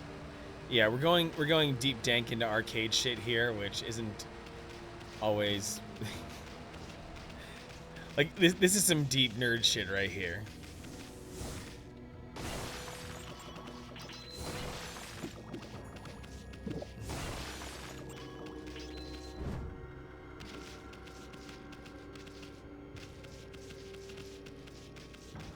I don't ever remember Bloodstorm. Wow. Yeah, Burrito of Destiny, we're talking about stuff that happened like at least 10 years before you were born. Hey, thanks for hanging out tonight, Girl Tricks. I appreciate you very much. You sleep well. Keep incubating that dear sweet child of yours. Eternal Champions, yes, I played Eternal Champions. I played it on the Genesis, and it yeah, it did try very hard. It wanted to be violent, but it also tried to be refined in certain ways, but it failed miserably at a lot of its mechanics. So I saw what Eternal Champions was trying to do, but it couldn't quite stick the landing. Oh dear. Alley Cat lived in the middle of nowhere, so the first time you even got to touch an arcade, you were 15? Wow.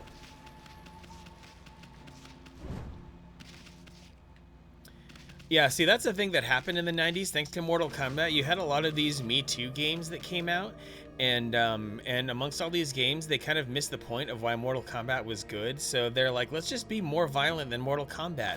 But that was absolutely the wrong way to go. It wasn't just the violence that made people hard for Mortal Kombat. It was actually some solid gameplay mechanics that made it rock.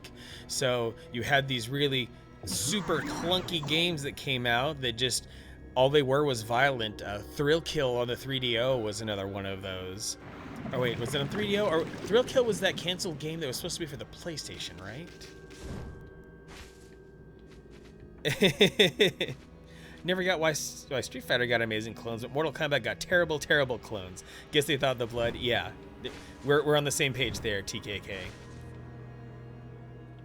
Gravebook, after soccer games, went to this pizza place with a ton of arcade games. So stoked. Yeah, pizza and arcade games. That's how we lived. Eternal Champions is on the Genesis Classic. The Eternal Champions I'd rather play that can hopefully, like, bust through any sort of nostalgia. I heard really good things about the Sega CD version.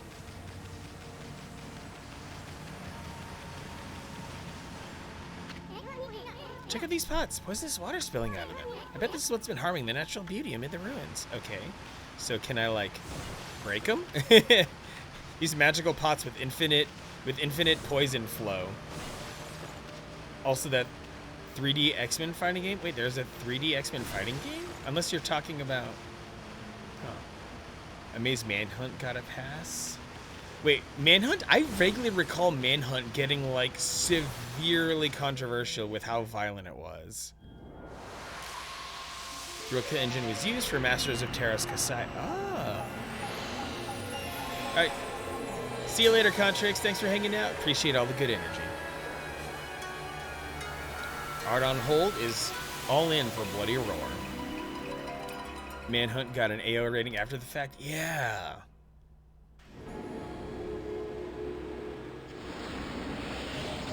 Get those extra god points. Looks like the poison that was polluting this water is completely cleared up. Now it looks like a great place for a swim. There's even a waterfall. I bet it'd be loads of fun to go straight down it. What I meant was a playful dog like Ume might do that. I haven't forgotten about what we were looking for. Have you? And of course, I haven't given up on hunting down some treasure either.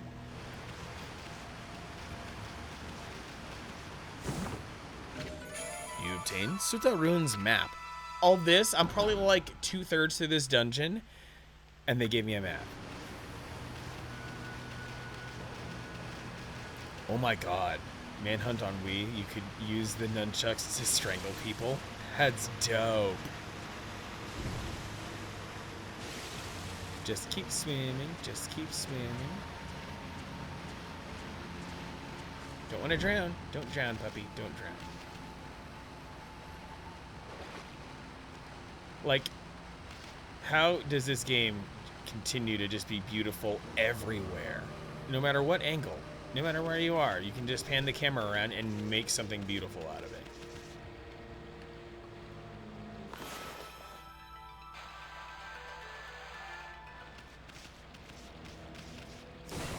Midway about Paradox, the Thrill Kill Studio, and made Shaolin monks. Ah. to tie a neat bow on things.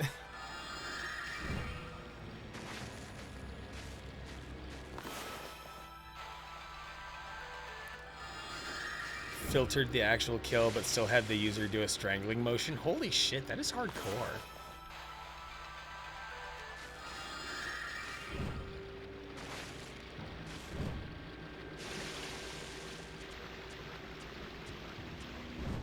Whee! Go towards the glowing light. Super glowing light. Oh dear. Oh dear. That's impressive. Swim towards the light and trigger a cutscene. Oh dear. This looks like a boss room of sorts.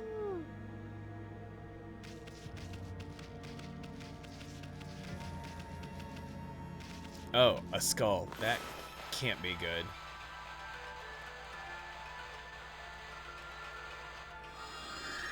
We're all learning about violent things. Yep. I'm trying to think of some of the other crazy violent things that came out in the 90s, because Mortal Kombat just single-handedly blew the doors open for that. Well, it was a divine cocktail of Mortal Kombat and Night Trap that really brought attention to the possibility of video games being geared towards more mature audiences. And then, of course, Sega and Electronic Arts seized upon that, and the rest is history. Everyone wants a Bully 2? Heck yeah, they want a Bully 2. Soldier of Fortune had incredibly specific damage modeling. Oh my. Yeah, Doom came out. The first Doom, 1993, I believe. Night Trap is wacky. See, that's Okay, I need to make sure that that's on my personal queue of games to play. I need to play that Night Trap remaster for Switch. And the game Bully is great because it's like, okay, we're gonna have GTA, but inside a middle school. How dope is that?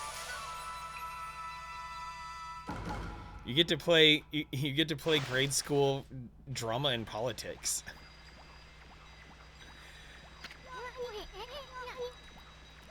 Combat King with the host. Thank you very much, Combat King. Appreciate you giving me more eyeballs, earballs, or any other balls that you think I deserve. Hey, look, that light. There's a constellation here, too? Oh, cool. I get to awaken another god.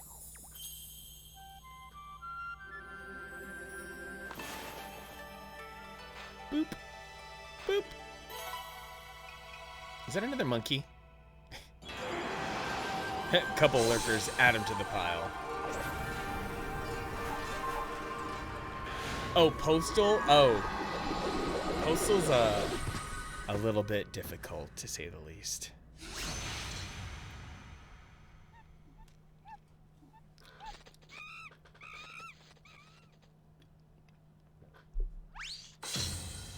What is it about monkeys in Japanese folklore, I swear? Amaterasu, origin of all that is good and mother to us all. I, Tsutagami, the last in the triumvirate of Hanagami Flora gods, have humbly awaited your glorious return for 100 years. May the fresh spring growth bloom from your snow-white form. Bring new life to the land that suffers under evil. This game is super silly, Alley Cat. I love it. Japanese humor is so good.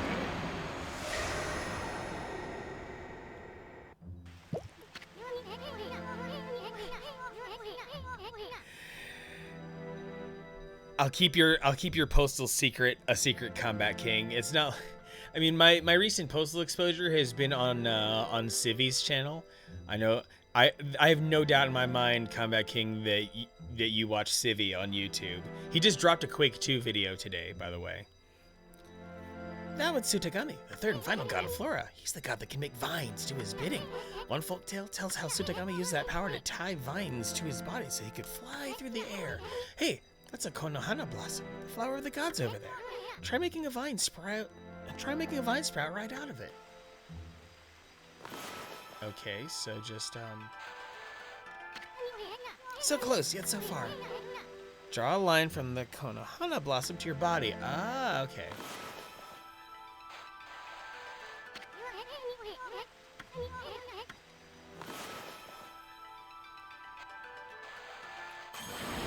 Whoop! Let it whip. Perfect. Wow, sure is handy to have a god around. You can draw out vines when the Konohana blossom is open. Let's look around and see if any others are blooming. Oh, that's a clever mechanic. This is almost like the Z button jumping in Twilight Princess.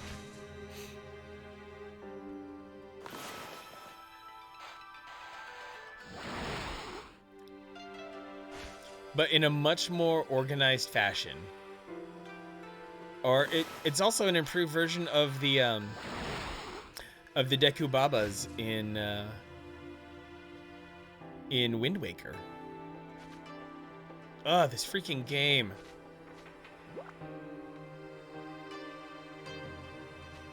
Remember when some dude made a Columbine High School game on Flash to retell the story, used it to educate people on the events, and that blew up in his face really fast? Yeah, that definitely would.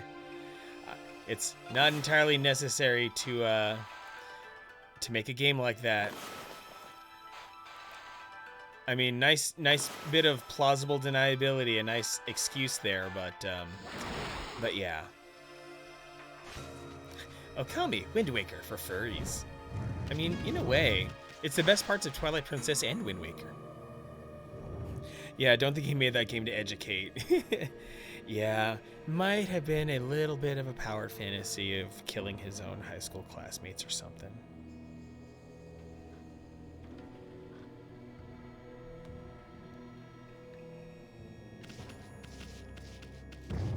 Oh boy, this feels Final Encounter if I'm going up a giant spiral. There are many for furries games. Oh dear. Like Dust in Elysian Tale. Okami came out in 2006 on the PlayStation 2. Yeah, furries pay hell of a lot of money. Gravebook, you're the one who has the friend who's a furry artist, right? Makes a boatload of money. Basically makes their entire living off of drawing art for furries, if I'm not mistaken. No day job, just draws furry porn all the time. Nothing but custom furry smut. Bloody Roar's Virtua Fighter for furries. Oh dear.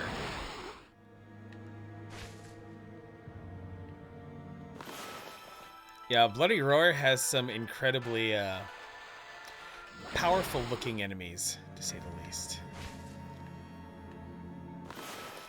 Let's whip it, baby. Let's whip it right. Let's whip it, baby. Whip it all night.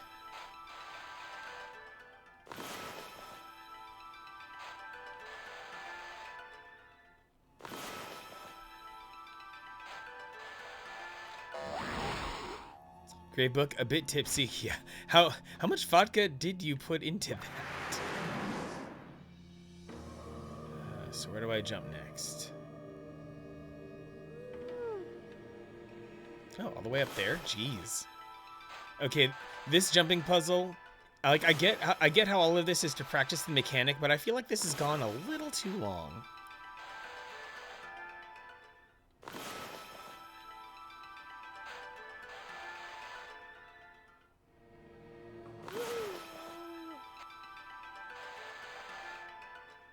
Oh, come on. No, don't go to sleep. Don't go to sleep, girl. I've never even heard of butter shots, but it sounds amazing. Come on, you're showing that as valid. Am I too far away? Is that part of the problem? Like...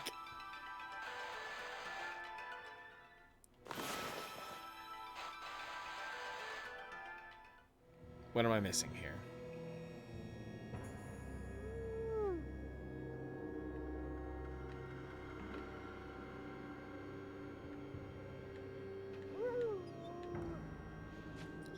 Gravebook is a fan of the buttery nipple.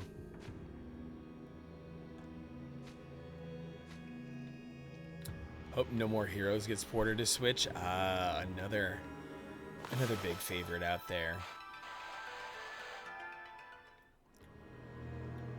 I said let it whip.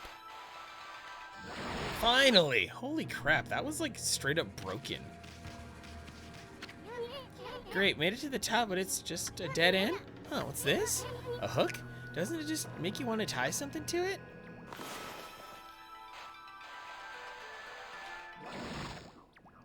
Yoink.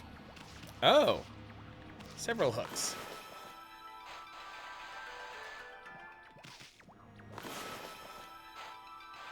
Oh, Bailey's. Yes.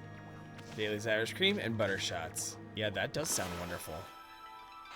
I would actually throw some whiskey into that.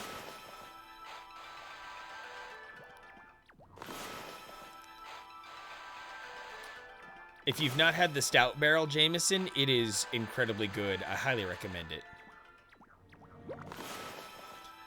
Because of Hasbro's cease and desist of them's fightin' herds, though, the OG creator of the G4 My Little Pony show, draw them original characters, they wouldn't have to shit can the whole project. Ooh, very interesting.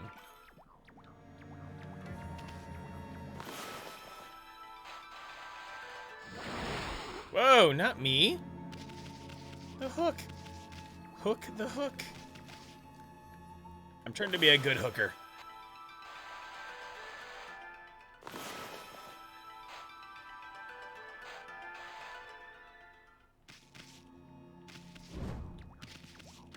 Of course you had the beta for that art on hold. Alley Cat needs foods. Oh, yeah. Get up on that food, homegirl. Don't know what you'll be ordering, but I'm sure it'll be delicious. Thanks to Art on Hold last night, I might just murder some Taco Bell tonight after I'm done with stream.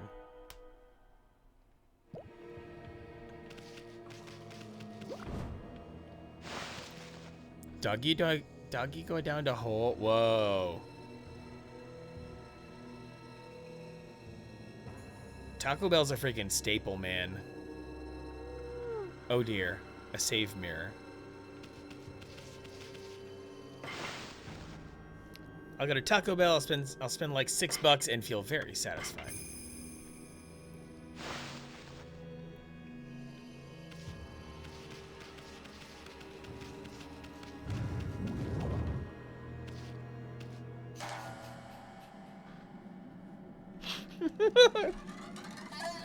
Art on hold, your unique brand of slang will forever tickle me.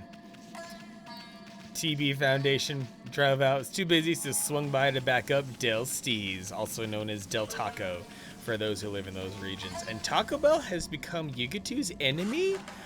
Oh, really? Is it because of the no more potato items, which is actually really the dumbest thing possible because we have like an oversupply of potatoes and they're mega cheap. Cheesy potato burritos. Yeah. They made quesadillas an online-only menu item? That's weird.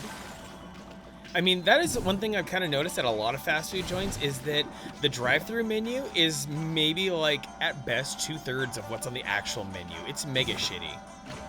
It's like they're trying to forcefully steer you in a certain way.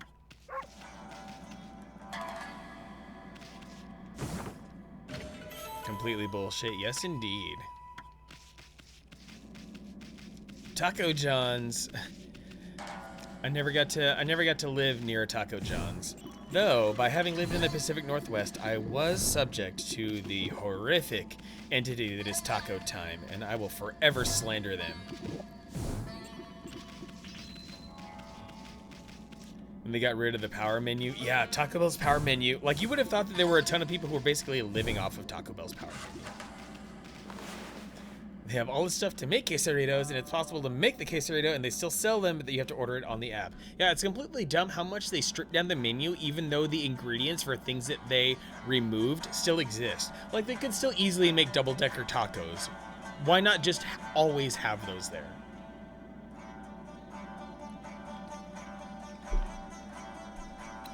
Potato Olay.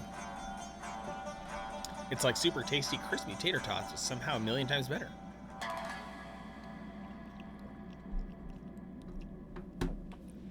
Epic crispy chicken burrito from Del Taco. Ooh, I did not know that was a thing. Is the most stupid push for the app I've ever seen. Yeah, that is super dumb, actually.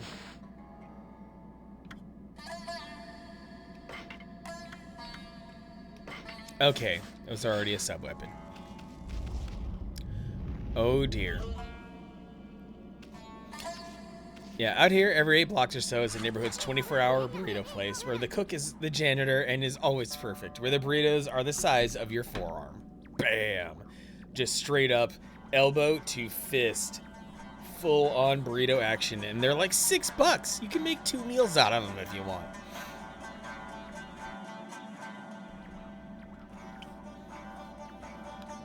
Are we really gonna go in there? Really? Are we serious? I'm getting a real bad vibe here. What's beyond this door? You sure we're ready? Maybe we should go back outside. We ready? Oh, I am all the way into Sonic. Sonic was actually my first ever job. Because my dad was the manager of a Sonic, and when I turned 16, like, I was able to enjoy my birthday, but then the day after my birthday, I got yanked right over to Dad's Sonic so I could fill out an application and start working. The super nachos are even better than the burritos.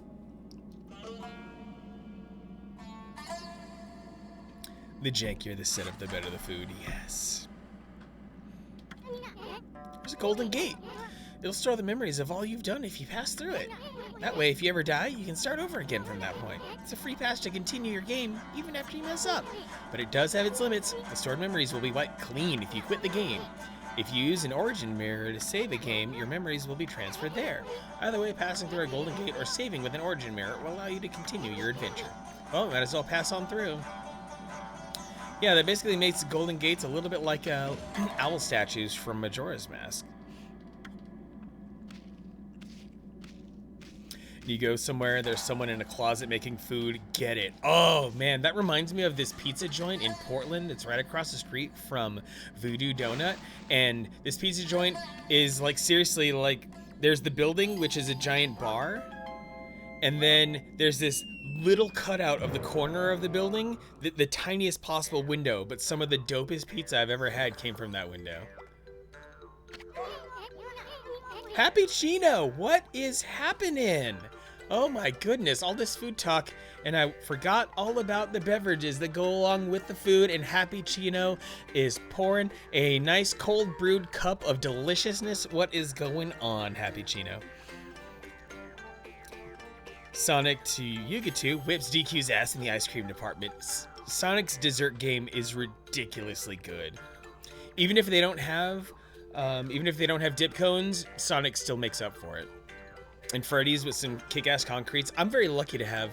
There's one Freddy's over here. We also have a mess of Culvers around here in Phoenix. Yeah, Happy Chino rocks a really good stream. If you need the ultimate kickback and good vibes, and some really good oration when it comes to some personal stories that can possibly even uplift you, Happy Chino is the stream to be in. Just been hanging out with a bunch of awesome people, high on life at the moment. Awesome, Happy Chino, good to hear.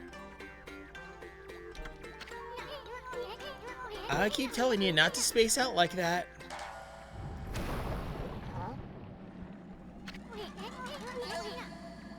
Didn't want to mention the hype train since he called me out as a streamer. Got one. Yep, indeed you are. Hey, something moved. That pose for Amaterasu is great. Whoa. Oh, that's a terrifying looking monster. It's a bunch of eyeballs. Check out this big old flower. We just might have stumbled onto something here. Flowers like this are usually just packed with treasure. Oh dear. Puppy! Hey, is that a dog down there?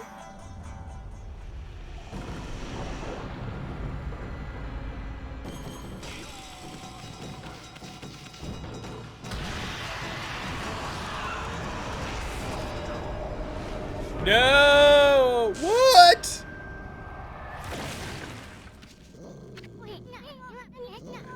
That was sick. Hey, let me go, Wolfred. I'm all covered with your slobber again.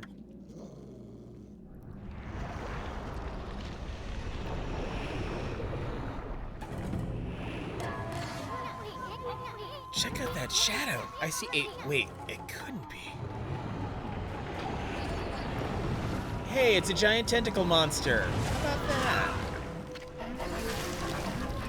Are you that dog that has been sniffing about? I will not allow you to ruin my master's triumphant return.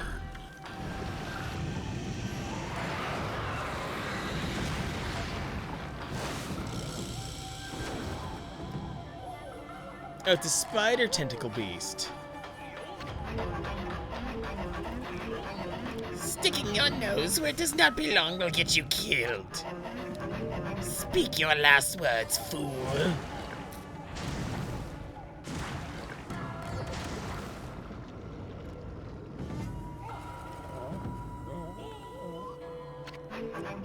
How dare you? Dog is not usually on my menu, but I shall make you an exception. What are you talking about? I saw that dog you gobbled up. And besides, this ain't no dog. This here is a god. Well now, the beast can speak. Very well then, I shall send you back to where you came from. This shall not hurt a bit. Stand still for just a moment.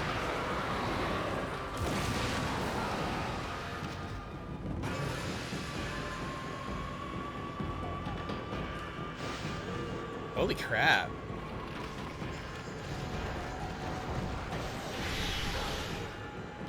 Oh?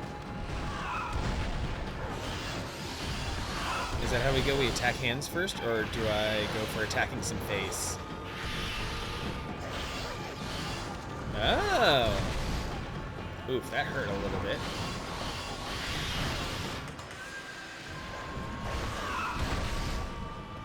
Okay, yeah. I need to rethink my my approach here. So let me bone up. And let me increase my defense to give myself a fighting chance. I wonder if I just gotta attack her in the butt.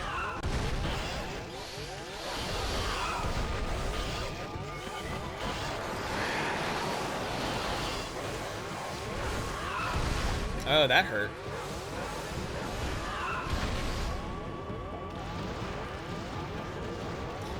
Good thing Yuga-2 has no known phobias. Seriously, this is one of the most terrifying spider monsters I think I've ever found in a video game.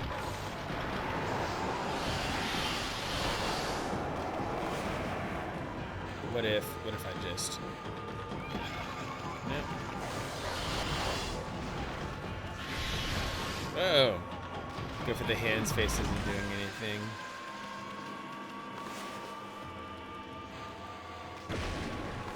Oh! Anything interesting from that? Okay. Japanese mythological creatures, knucking futs. Indeed.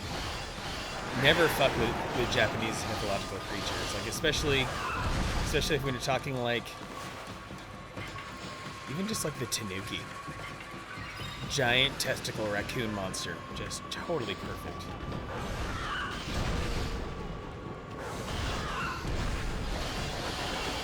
It reminds you of a brown recluse. Oh. I think the hands are taking a little something. I don't see any... Attacks just bounce off the hands. Like, the paintbrush surely does something.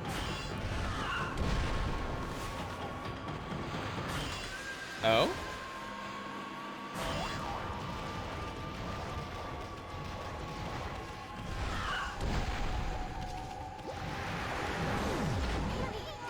That old bag keeps spitting out these disgusting things. You just gotta sit there and let her do that? Oh, wait a second. Well, now things have changed.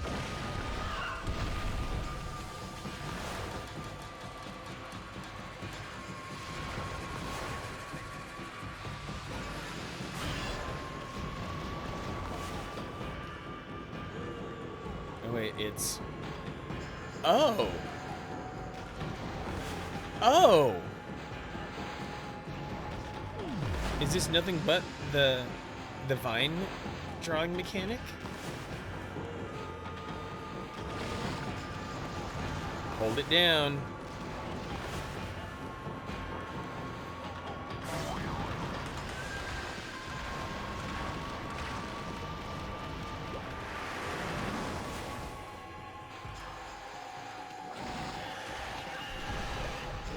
Oh, neat. Now to attack the eyeballs. Or something.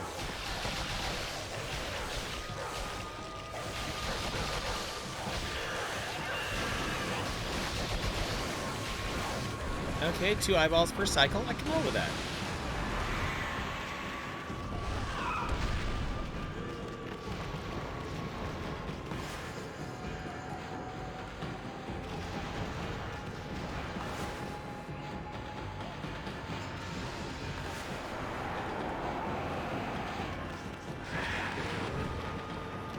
Can't believe that's what they did for Majora's Mask 3D. I can't remember what went down in Majora's Mask 3D. I never actually played that one. So, if you don't mind refreshing my memory, what did they do with eyeballs in Majora's Mask 3D?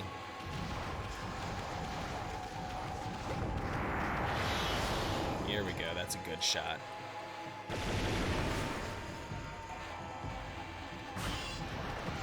Oh, come on. They made every single boss in Majora's Mask 3D have a giant eyeball weak point instead of the original style. Oh, that's lame. Like, why would you need to make those bosses easier? There's only 4 of them.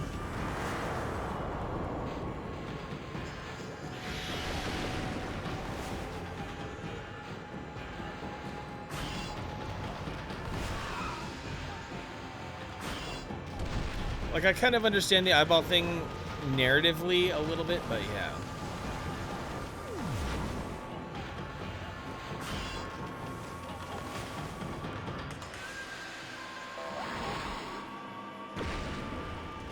Didn't need to do that. Oh wait, it's the entire hook thing. There are hooks on the spider butt, so that's what I need to make sure the drawing hooks onto. A little bit more like that. There we go. That's some good butt hooking right there. I tell you what.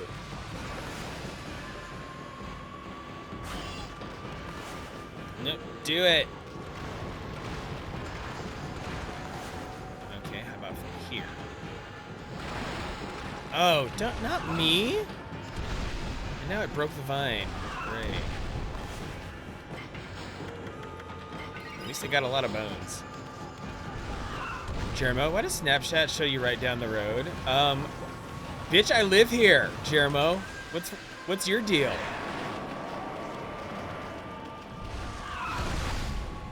I can't be stalking you if I'm sitting here streaming from home. And I totally forgot I had you on Snapchat. What's going on, Jeremo? Happy Friday. Did you get that job? If you got that job, totally let me know because I will fill you in. I will give you all the secrets.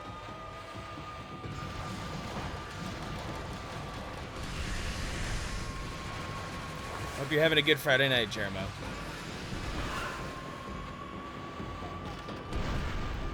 Jeremo, I know things, okay? AZ, what's going on, AZ? Yes, there will be a big spooter, sorry. We have no choice in the matter. We will fight the giant spooter and we will rip its butt open. So you're gonna have to deal with spider butt stuff here, AZ. I know you're a freak, so you can get down with it.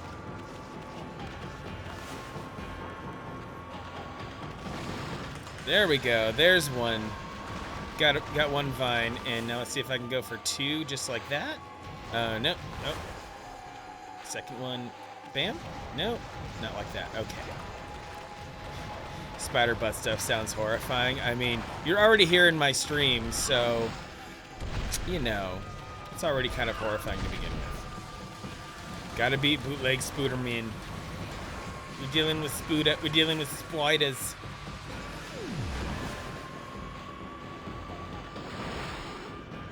That helps. Yeah, not a spider, it's more like we're just playing an HD remaster of Little Shop of Horrors. There's one. Now I just need a two. Come on. Two right there on the butt. Jeremo, bad news today at work. Seems like all kids coming back to school real soon, possibly next week or the week after. Oh wow. Okay. Because, yeah, Jeremo, I heard you had yourself a little interview at a certain place that has a couple of familiar people in it, so that's why I wanted to ask. So, looks like you're keeping your job and possibly getting COVID. Possible.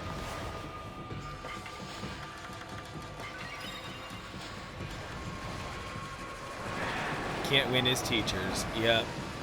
Teachers will get forced by some bullshit entity on a power trip who's trying to score political clout and be put right in danger while also getting their entire jobs devalued and stuff. It's frustrating as hell to be a teacher. My heart goes out to teachers right now for having to improvise like crazy with everything. Oh, am I gonna hook it up? Am I gonna hook up the butt? Nope. AZ, happy Friday to you. What's going on? Hope you are well. I hope everything is getting fixed in your stream. You've got your brand new audio capabilities, so you should be all in a good place. Ah. Oh, it only works in one direction, apparently. Yep, Burrito, schools in Arizona.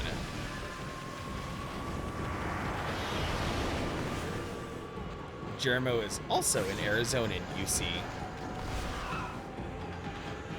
You know, the place where we're 49th in education. You know, no big deal.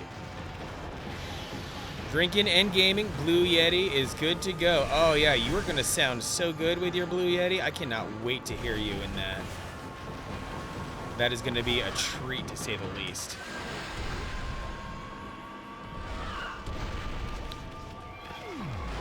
Oh, Robert Headley, you've got the one joint that's where you're... I can move the camera when I'm in painter mode? What the hell?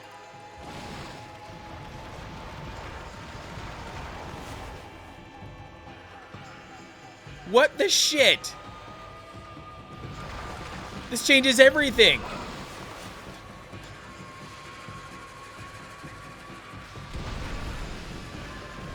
Shout out to Sturgis. Yep. Indeed.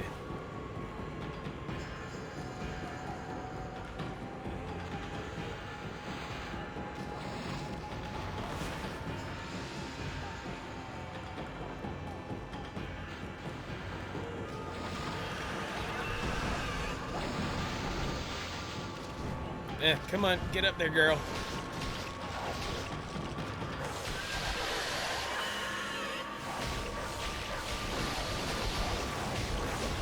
Come on, 2 eyeballs per cycle at least, yep. Alright, one more cycle, one more bone, good to go. And now that I've just learned that I can now that I've just learned I have full camera control in this mode, oh, it is on, baby. It is on. I am fucking it up. 1 vine. 2 vines. Almost. Let's see if I can pan this right. Oh, maybe. Yes! 1, 2 eyeballs to go.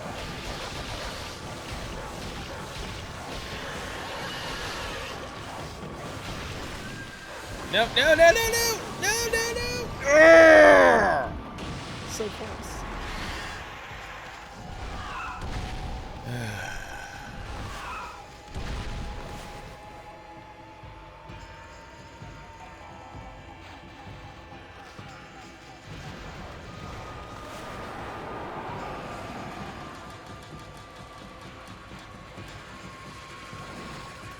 Let it whip.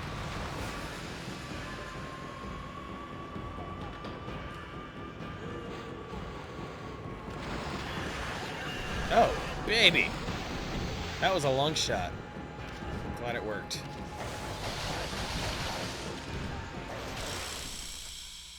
Drain that viscous fluid from the eyeballs.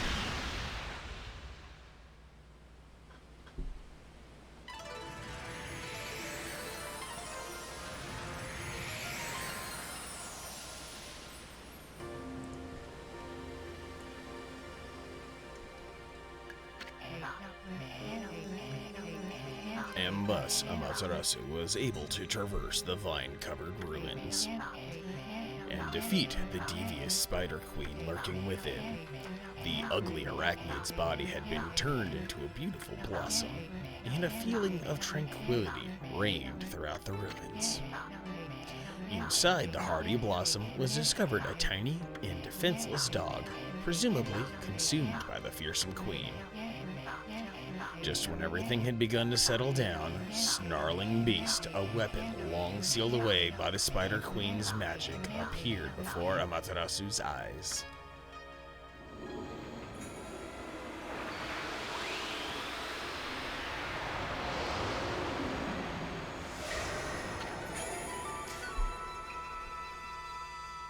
You obtained Divine Instrument Snarling Beast. Reflector marked with a beastly seal grants ink bullet power. The Spider Queen was hiding a sacred weapon. Tricky old bag. Huh. Maybe we'll get more weapons if we defeat some other monsters. Anyway, I can't wait to see what this one does. Look at that, Amy. The dog's just sleeping. Wonder if this is Ume, you know, the dog that kid was looking for. Let's bring him back once he wakes up. But first, how about a good victory howl? It might even wake him up.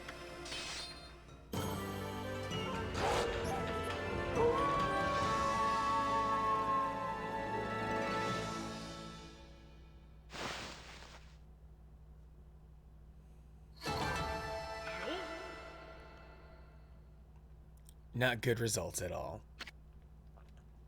Would you like to save? Of course.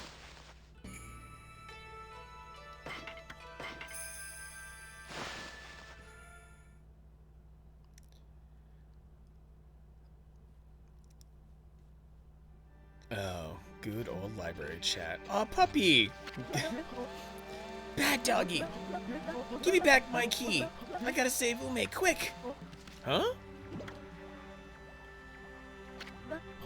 Ume, is that you? Are you okay? You're not hurt, are you? It must have been so scary all alone.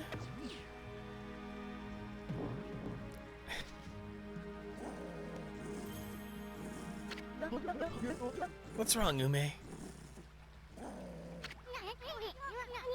About your dog, kid?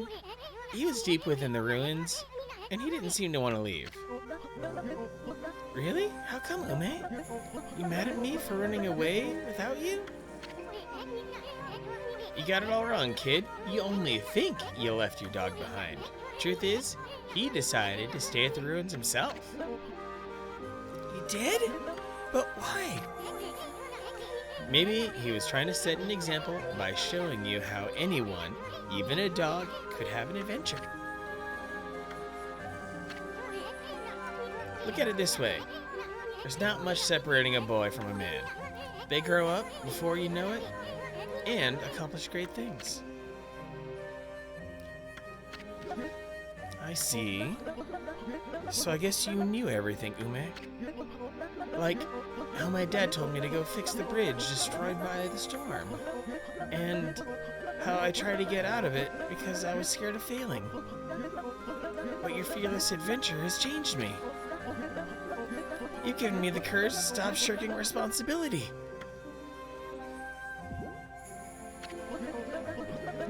My dad's fishing pole! I lost it in the forest some time ago. Did you sniff it out in those ruins? All by yourself? Well, I'm gonna fix that bridge all by myself. Boy, is Dad gonna be surprised.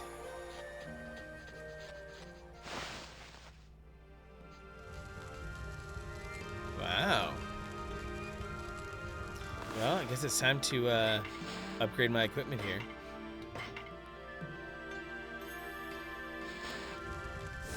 Ooh.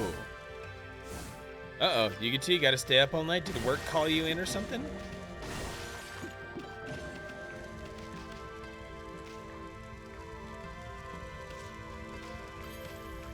Night shift tomorrow. Oof, yeah, you gotta reset your sleeping pattern. Big.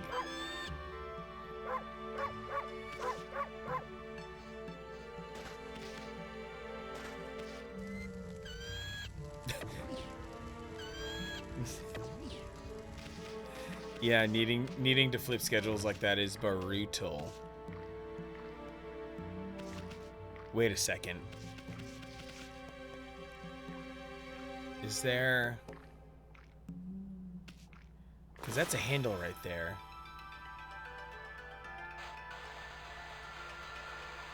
And I've got the green smoke coming from the... Wait. No green right there. There's green here.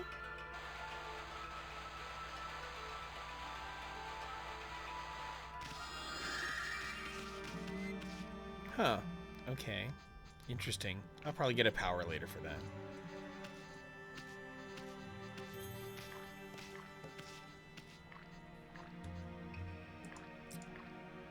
Okay.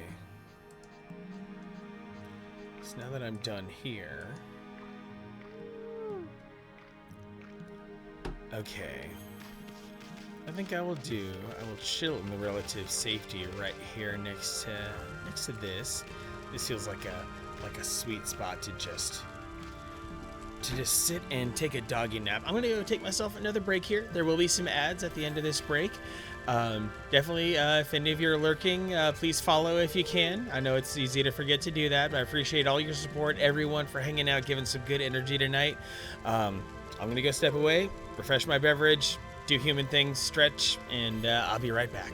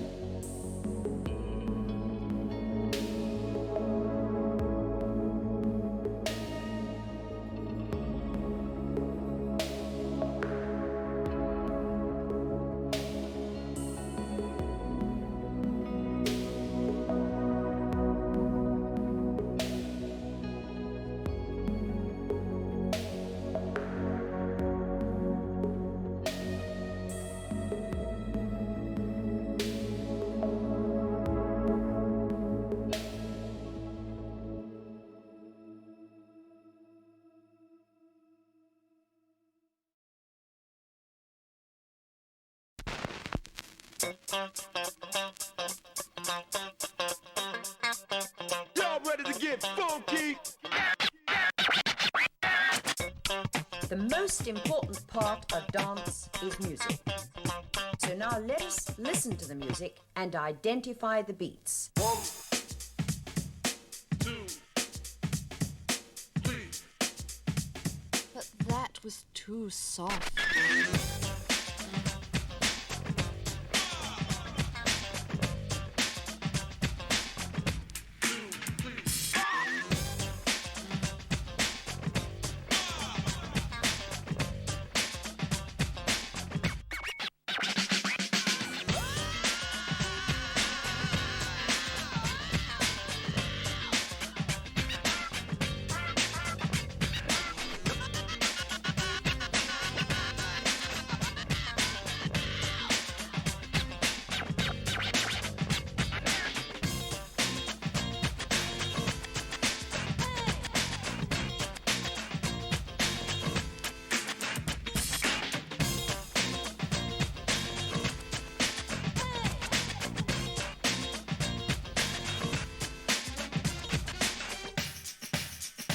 Play it.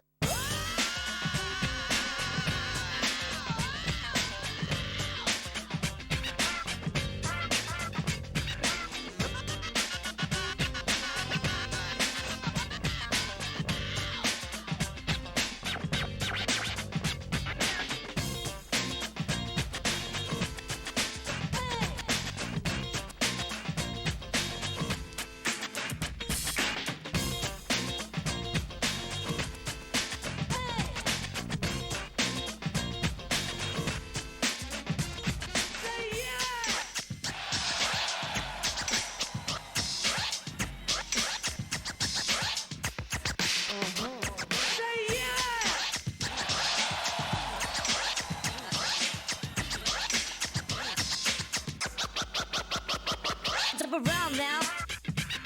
Jump around now. Jump around now. Get down. Jump around now. Jump around now. Jump around now. Get down. Jump around, jump around, jump around now. Jump up, and get down. Jump around, jump around now.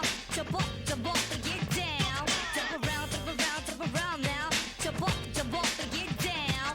Jump around, jump around now. Jump up, and get down. Hey.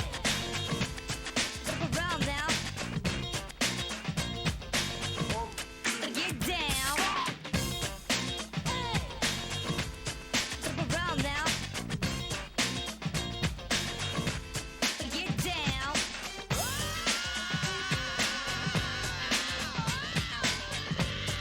get down.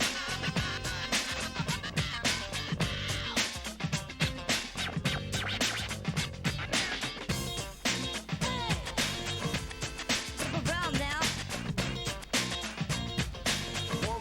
And get down. Hey. Jump around now. And get down. Jump around now. Jump up, and get down. Jump around now. Jump up, and get down. Jump around now. Jump up, and get down.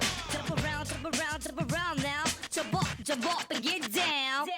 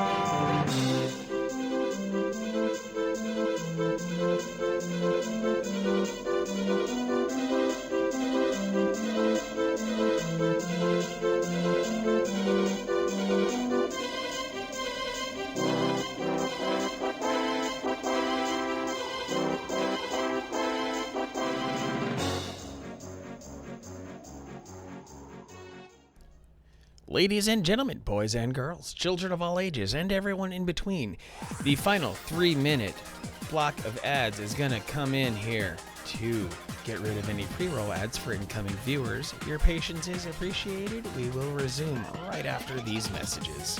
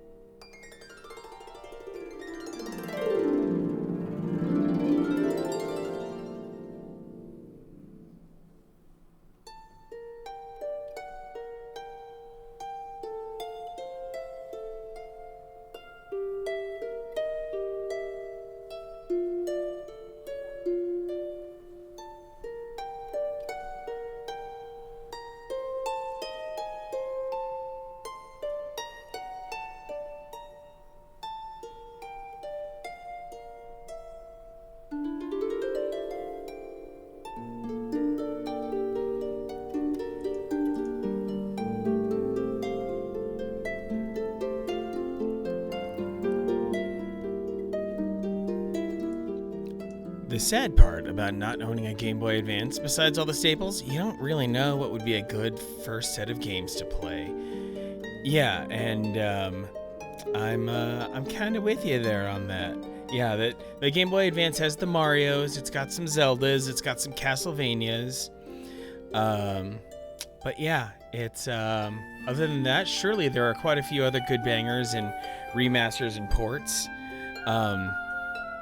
Wow, Gravebook, I think you just kind of said the magic word by saying Game Boy Micro, because micros are hard to come by. That's an incredible gift.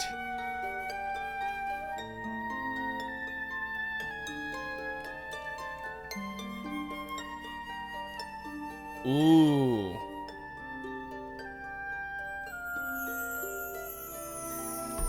Final Fight CD.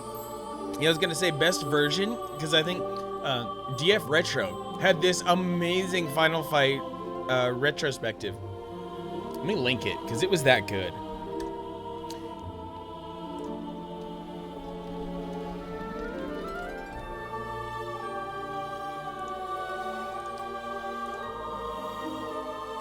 Yeah, DF Retro weighed out every single version of Final Fight and rocked an hour and 8 minutes just on Final Fight. Absolutely astounding. Just complete.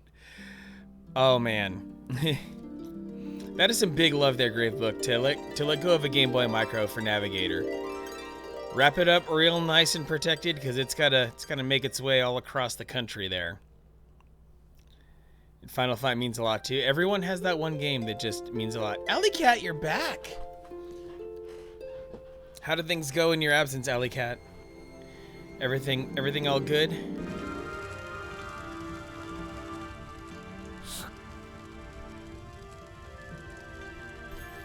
Okay.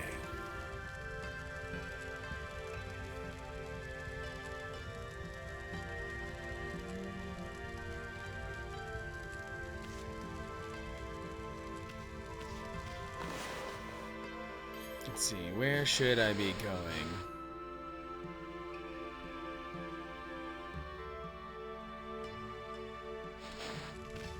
This way. Alley Cat cooked a whole meal. Oh, did you go hard on some potatoes, or what was on the menu? Yeah, Alley Cat, I got myself a little bit of an upgrade, just a touch.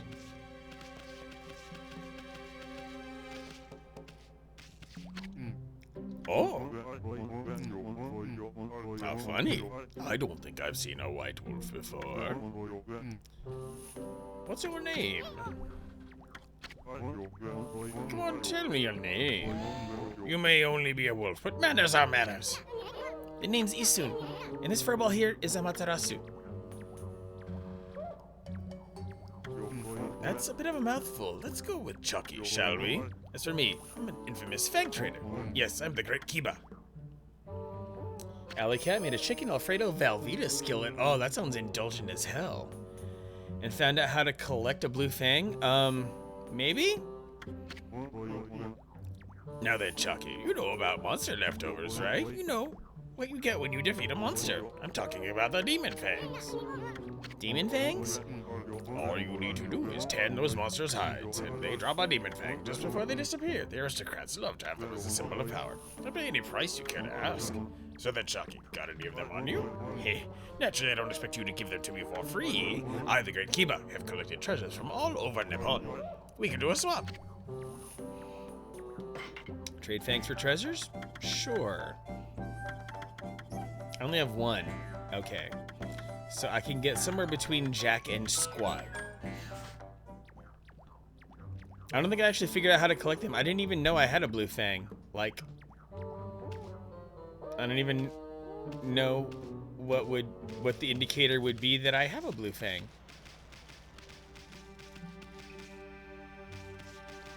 What's down this way?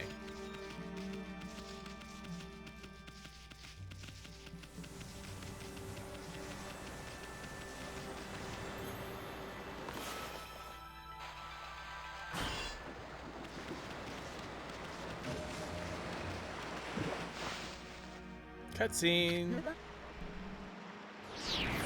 Hey.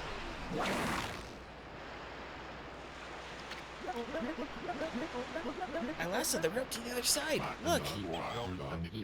Hey, you there. Get that rope out of my way. Not this asshole again. Huh? Susano? What's going on? My new secret technique, imploding barrel flying monkeys, was a flop. I ended up being washed downstream on this tree trunk. Here he comes. Hold on to that fishing pole, kid. No, wait. Let go of it. No, you guys, I said let go. Uh-oh.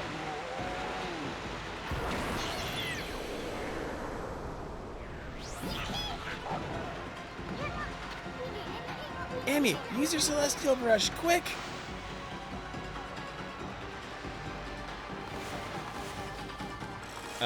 I have vines, so I guess...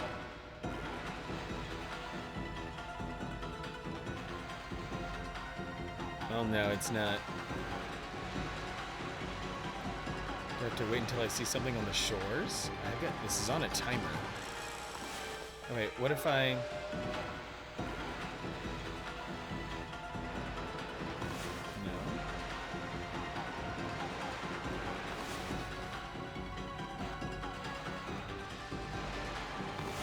Oh, that seemed right. I was like barely off the mark.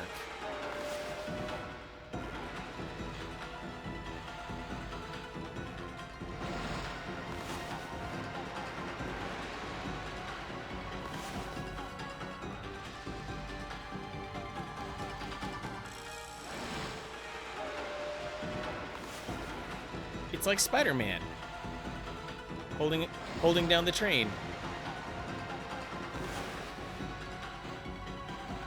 It's actually an incredibly tough reaction time kind of mini game here.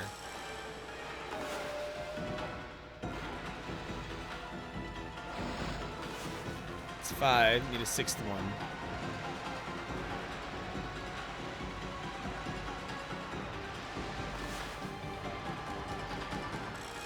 It's getting tougher.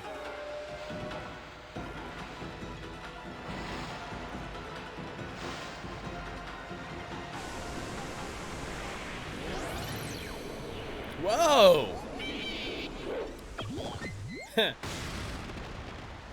A bridge!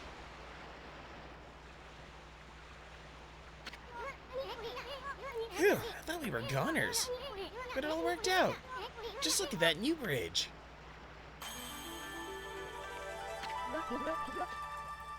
Did I do that? That's right. It was all you, kid. I don't know what was eating you, but you'll never get anywhere in life running from adventure. You should thank your doggy for teaching you that. I couldn't have done it without you, Ume. Thanks. Hey, where'd Pops go? I'm sure it'd take more than that to kill the guy. He's bound to pop up somewhere again.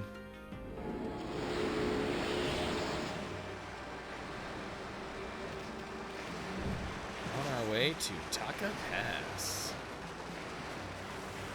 I'm sure there's a boatload of stuff that I missed back in the other area, but any bullet tips. Scroll drawn by wandering artist. Oh, I could use some. I could use some of those tips.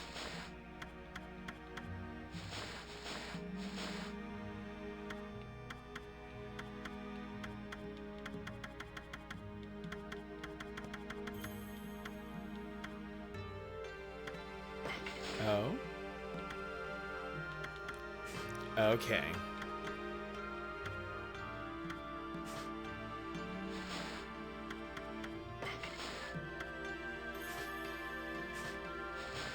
Oh well, I'm not too worried.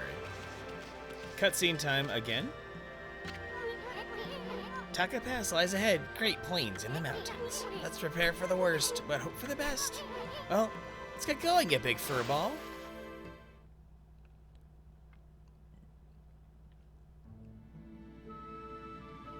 Robert Headley, what's your story about Final Fight?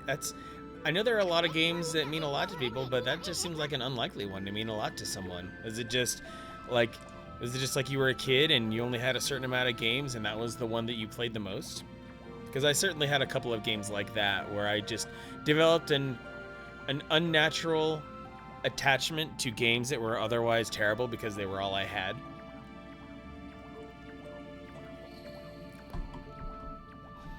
Oh, by the way, I know it sounds terrible. Orange vanilla Coca-Cola, delicious. As a kid, Buddy had a Super Nintendo, had Super Mario World, Final Fight, and Street Fighter 2. Ah, good times with friends. Like for Navigator, Genesis NBA Jam means a lot. Ah, Genesis Mortal Kombat 3 I spent a ton of time on. I know it wasn't the best conversion, but I still learned the hell out of it so I could be good for arcades. So Taco Pass has been cursed too. I bet we'll find a withered guardian sapling around here. And your Walmart had a Final Fight arcade unit? Sweet. I remember when Circle K's had those. When a Circle K would have one, sometimes two arcade units near the front door. It's pretty great. Germo, custom arcade cabinet. Those custom arcades are pretty sweet, man. What was I gonna say? Probably, I wouldn't want to go Raspberry Pi, honestly. Maybe go for a Mister. That seems like it would be the one that could eventually get you a lot of joy. Otherwise, if you want to have something that will brute force the hell out of MAME, you're probably wanting to look for something like an Odroid. Those Odroids are shockingly powerful for their price, and you can get them in a bunch of different configurations. Some of them ARM CPUs, but some of them even being x86, like this one right here has an Intel quad-core processor in it.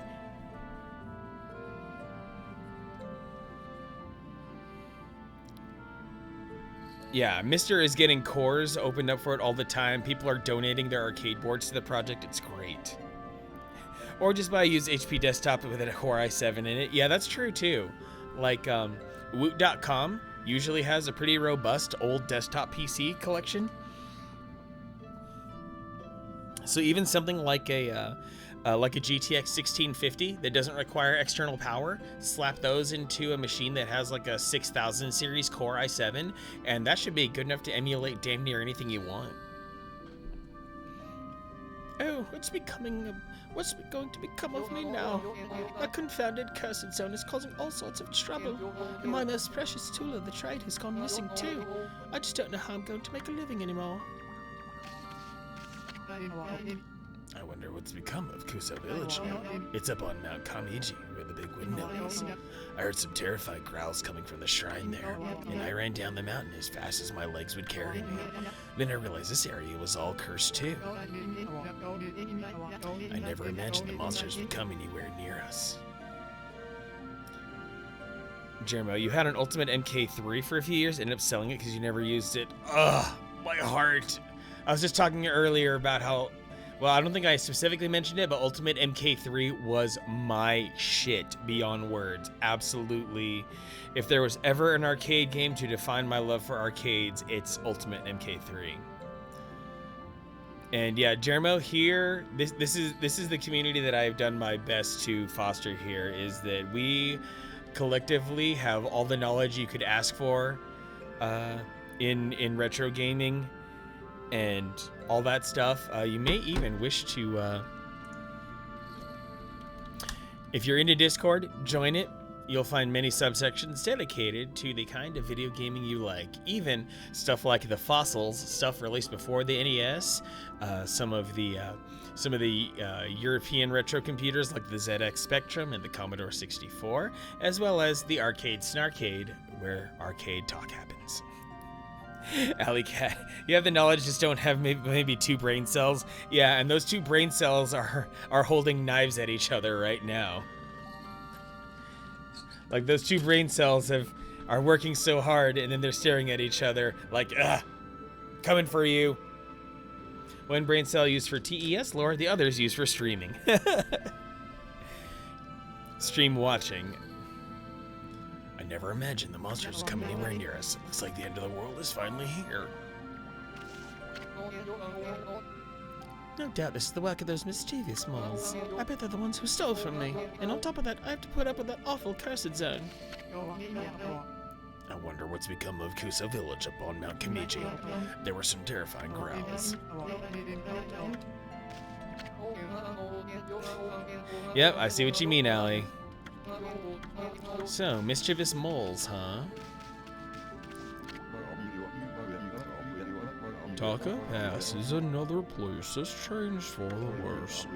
It used to be so nice to relax in the divine wind up here, but now it's just stopped blowing altogether.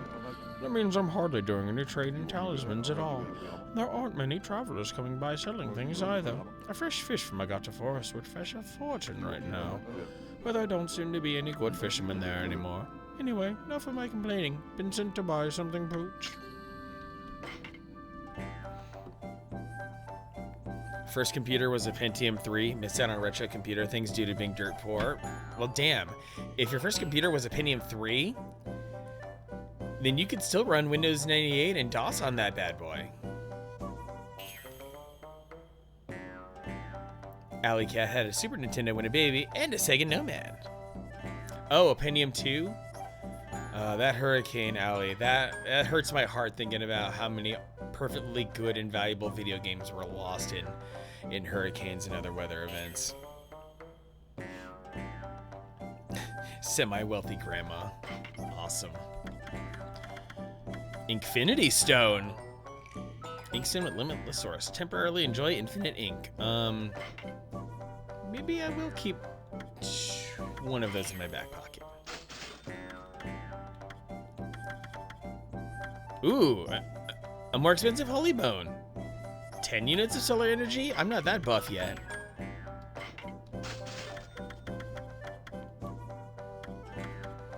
Let me up my feed bags a little bit.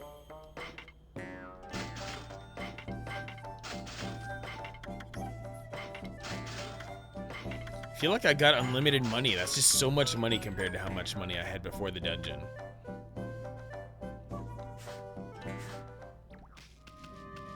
Alley Cat grew up a gamer. Heck yeah. Boyfriend's Windows 98. Oh, baby. And Robert Hadley, Dad got you a 2600 when you were 5. Excellent. Oh, Dad's Windows 98 computer. I'm like, well, you know, I don't know how old you are, Allie, so I'm not going to make any assumptions. This is a judgment-free zone. Oh, fine. I'll take an enemy encounter. Just so I can try out this new weapon of mine.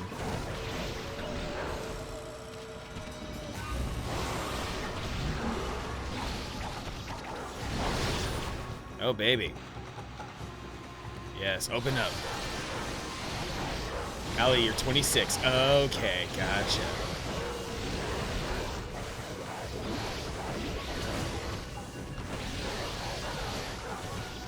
Packard Hell. Yeah, those machines were...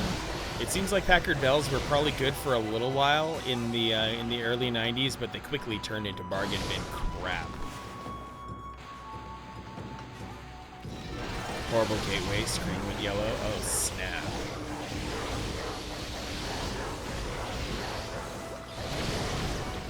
My first PC had a Cyrix processor in it.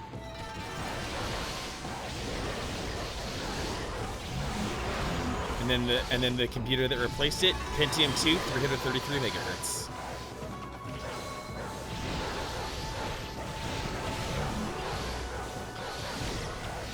You made that PC last 10 years? Oh man. I think I was able to get like a good 6 or 7 years out of a Pentium 2 350 megahertz Windows 2000 machine. It was impossible to kill Windows 2000. It just kept trucking. It was great. Nothing like building your own PC, Navigator. Really, nothing like it. I've been on nothing but self-built PCs for I'd say since 2010? Sounds about right. Tree, huh? What if it's one of those saplings? I'd expect nothing less. There we go. That's thebomb.com. Almost set Windows 98 on fire because the fan stopped working and was too hot, too young to realize PCs do not get super hot and start smelling. Oh dear. Yeah, computers back in the day did not have quite as good thermal protection mechanisms as computers today. Like a computer today, if it got too hot, it would just shut itself off at a certain point. But yeah, it wouldn't surprise me if a computer back in the day would happily set itself on fire. Robert Hadley, you're on the 9th year of this CPU? Oh man, which CPU are you rocking right now?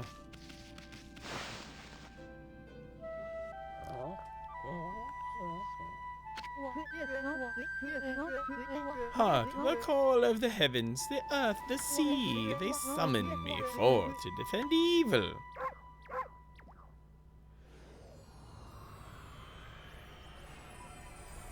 Who's this? Oh, it's Waka. Waka, the God's gift to man is here. Bonjour. You again? Long time no see. Did you enjoy the little log adventure I prophesied?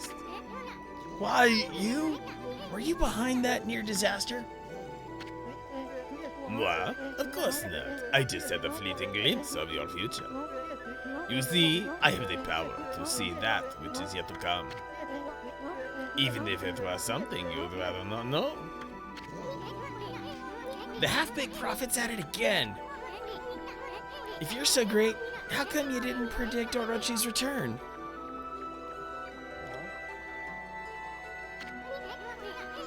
Heh, what's wrong? Cat got your tongue?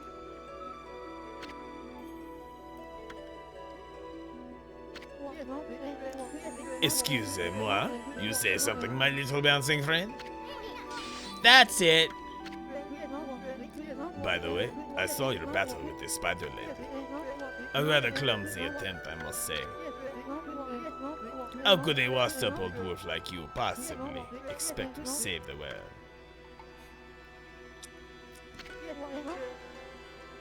Ridiculous! What? You're spying on our battle? And it never crossed your mind that you could help out? Enough talk. There's only one way to settle this. Waka is also blonde alley, which is also super strange. He's such a trans man. He's a straight up he's a weeb. That's the only explanation. We have the world's first weeb. And Robert Hadley and i7 2600K.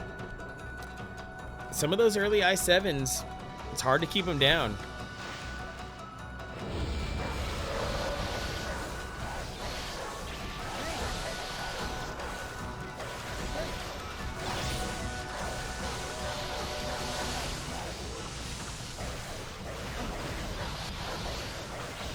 Ah, dang, he was colorless for a second, and I blew it.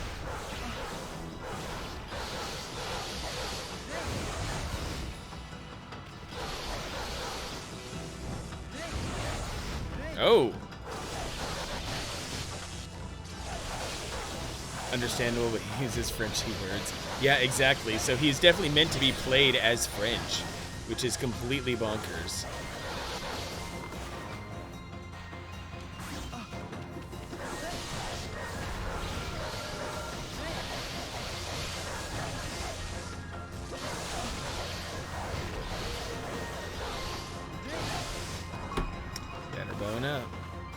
Yo, Drat Tactics, what is happening? You are up late, bro. Thanks for coming in. Hope you're doing well. Happy Friday to you, Drac. Always happy to see Drat Tactics, another good friend of the channel, just like my dude, the Combat King, earlier. Drac has worked really hard, got his stream graphics revamped, got his kitty well trained. No, seriously, straight up, Drac Tactics has a camera dedicated specifically for his cat, and it's the greatest thing. Yep, Drac Tactics had his 1-year anniversary stream, played himself some Bloodstained. It was a good time. Dude shreds Bloodstain like he's a speedrunner almost.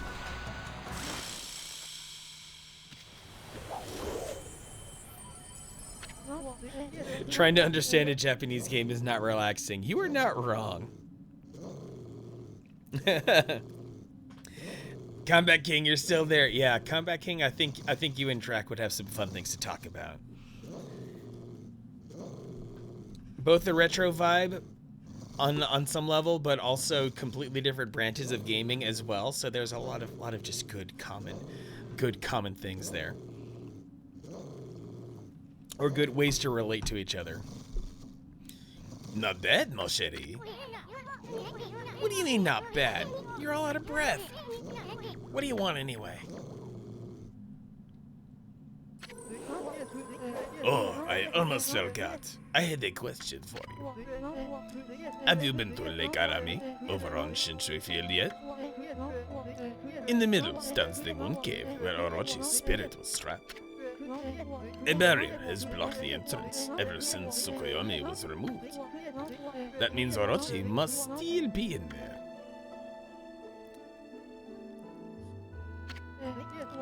I want to get through the barrier and enter the cave. But I'll need the serpent crystal in order to do that. Yeah, I'd say probably a good 2/3 to 8 to 90% of Drax content is horror and scary things and blood and demons and vampires and yeah. You wouldn't happen to know where I could find it, would you? Why'd you have to pull out your sword just to ask that? And why do you want to visit Orochi's lair anyway? So then, you do not know. Tres bien. So that big windmill. No. At any rate, I shall just have to find it myself. But before I bid you adieu, I have a prophecy for you. I foresee a doggone difficult quest. Au revoir, baby. Gosh, this guy's useless. Hey, Emmy. Let's try and beat Waka to that serpent crystal. I can't help feeling he's up to no good. Plus, we just might find a new celestial brush technique, too.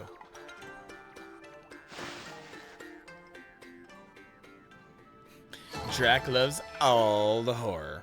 All of it.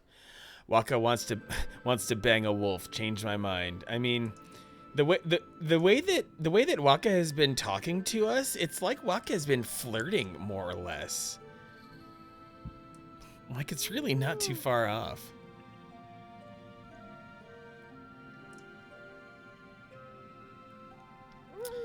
So let's continue on.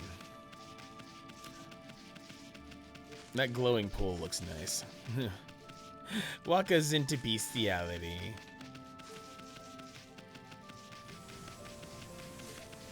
Oh, up these stairs I go.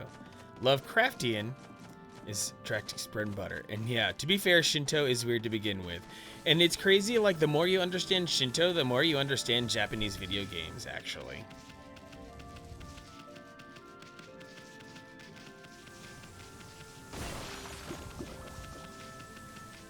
Like, it's the most flagrantly Shinto thing, like in The Legend of Zelda, to have the freaking Deku tree. Like, obviously, the most flagrant god of the forest. One of your first interests was mythology. Ah. Ooh, I wonder if there's eventually going to be, like, a thing. Like, this water must be here intentionally to put out that fire, and I'm probably going to learn a brushstroke that will help me to do that.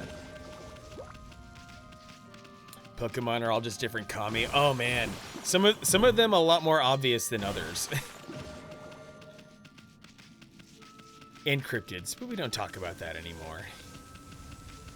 Yeah, when I was like in 5th grade, we had this book. We had this dedicated classroom bookshelf for stuff to read during reading time, and one of those things to read. Or a couple of those things to read actually did involve cryptid type stuff and things like the Nazca lines in South America, and it was just super fascinating stuff. I loved every bit of it. close enough. Didn't break it open yet.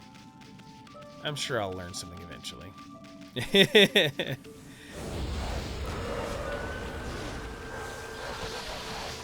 Drac never disappoints. Drac is here for a good time. Earn enough channel points, and you can even do some things like have his cat get some brushies, and feed his cat treats, and have him read from the Necronomicon.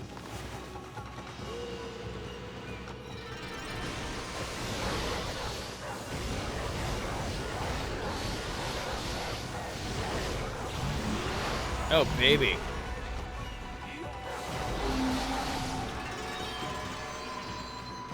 One blossom kill. I'm into it.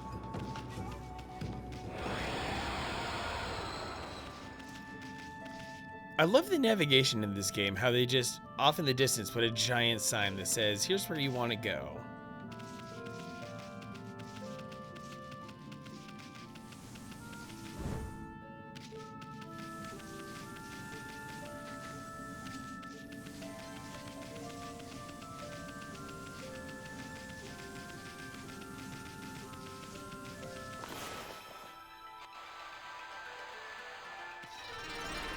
Fart Ripple. Oh my goodness. The one, the only, the Fart Ripple, my best, oldest homeboy from back in the day. What's going on, Fart Ripple? How are you enjoying those HD Retrovision cables with your RetroTink Pro? We actually started out the stream talking about RetroTinks and how awesome they are, and how RetroTink is going to be one of the prizes given away in my charity stream. And I will soon be opening up a channel in my Discord about the charity stream, where I will go into much more detail about what we can expect to see. Because for right now, I have to do a very awkward thing to be able to make sure the donations get tracked correctly on account of how the Sojourner Center has very limited ways of taking in money. But I'm working with one of their people to try to make sure that they get some stream integrations. Perhaps, maybe. Retro Tinks are black magic. Seriously. I love my 2X SCART. It's one of the best investments that I've ever made in retro gaming.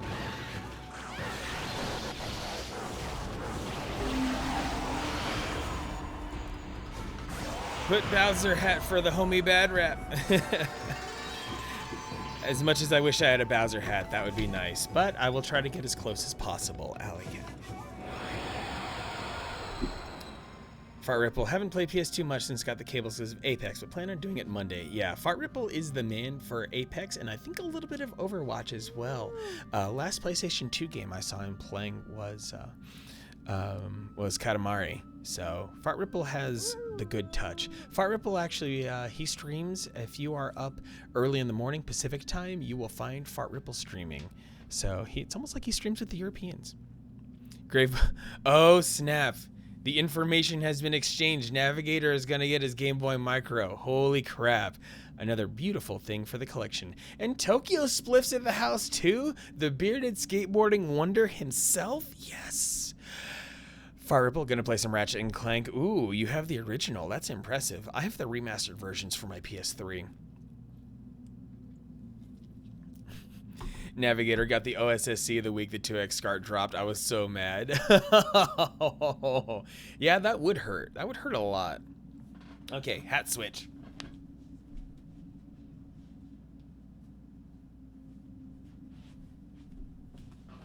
I'll have to work on a Bowser hat. Bowser seems like a legitimate thing. Love the pessimism emotes. Tokyo Spliff, I swear Tokyo Spliff, like, I'm not dissing you. Please, like, don't take this as any sort of disrespect, but the stuff you talk about sometimes makes me feel like you constantly live in an episode of the Venture Brothers. Like, just the weirdest disappointments keep finding you. Navigator walked into Brooklyn Video Games. They played the retro RGB premiere video about the 2X SCAR. Oh man, brutal. Of course, it's a legitimate thing. Rap is like 3. Wow, I don't even think I've seen Bad Rap wear any hats. He puts on that Bob Ross fro every now and then, but that's about it that I can recall. Am I still going the right way? Okay, yes.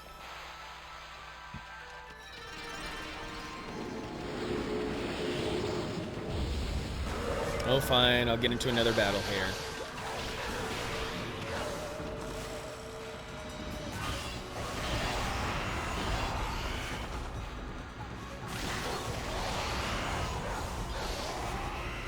Okay.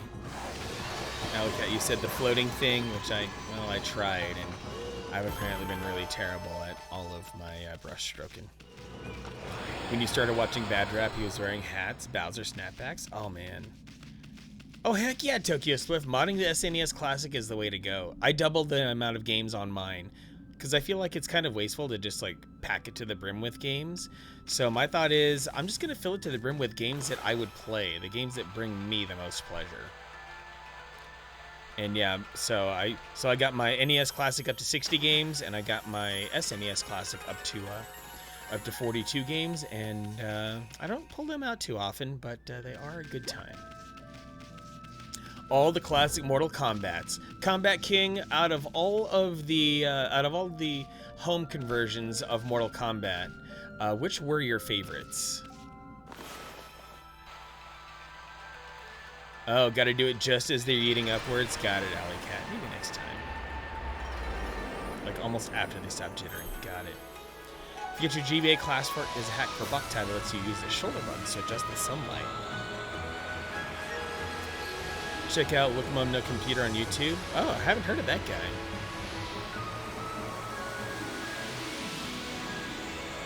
Heavy hitters in the chat today. Seriously. The numbers are not high, but they don't need to be. Quality over quantity. Mortal Kombat 1 on Genesis, Mortal Kombat 2 on SNES and 32X. The rest just kind of upset. Yeah, once it came to the home conversions of like Mortal Kombat 3, those were really shitty. Taka Pass is back to normal now. Without the cursed zone, it'll be easier to find brush techniques. But first, that big windmill has really piqued my interest. Over in Kusa Village. Didn't that half-baked prophet mumble something about it? Whatever, it's not going anywhere now. Let's take a good look around Taka Pass, okay? I'm a bit worried about the people who live around here.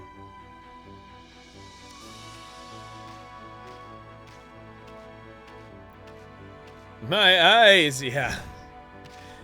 Yeah. And even freaking, they even ported Killer Instinct to the Game Boy. Like, how much more offensive on the eyes can you be? Consoleized MVS from the Bihar Brothers. Seriously, Bihar Brothers make some really niche stuff, but they make good stuff.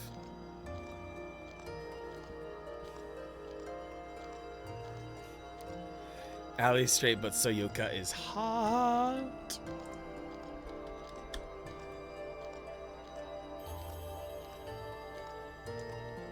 It's okay to be... there's nothing wrong with acknowledging attractiveness in someone else like that. It's all good in the hood. Just enjoying the birdie eating.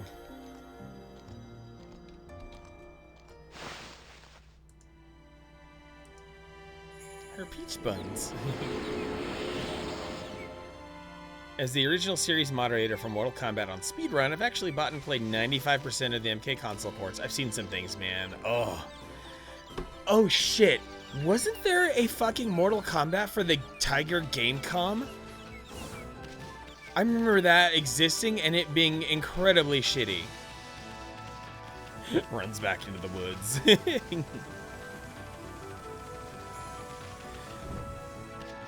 Don't talk about the tiger stuff. Yeah, the Gamecom was an incredibly cursed video game console. Stop skeletons from fighting. Yes.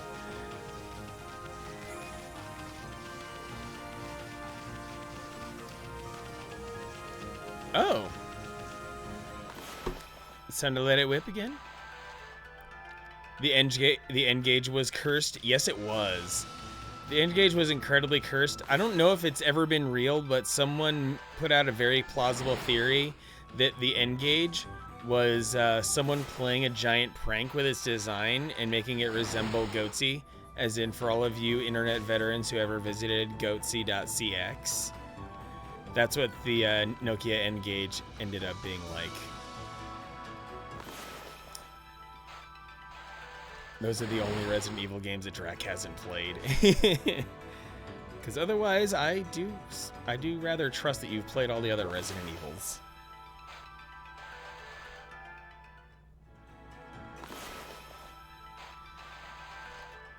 Because I'm here to cause chaos, you see. I am a little bit of an emotional terrorist. Tokyo Spliff, you speedrun 2 and 3? Badass.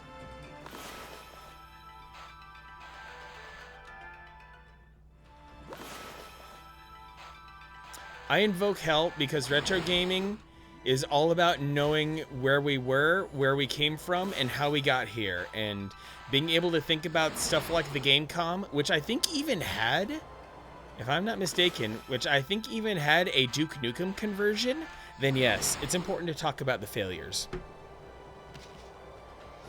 Don't think anyone caught Robert Headley's statement. Fart Ripple, what system am I playing this on? Oh, yeah, I'm Fart Ripple, I am rocking this on my Switch. I believe you can get it for PS4, Xbox One, and Steam as well. So Okami is very widely available. But you can also pick up Okami very cheap for your PlayStation 2 if you feel like rocking the OG.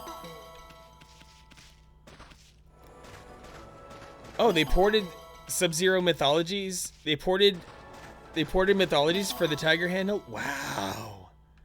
The point is, it shouldn't exist. Yeah, none of it should exist. And I feel like getting 3 black clovers in a row is a real, it's a real big bonus. I feel like I did a good thing.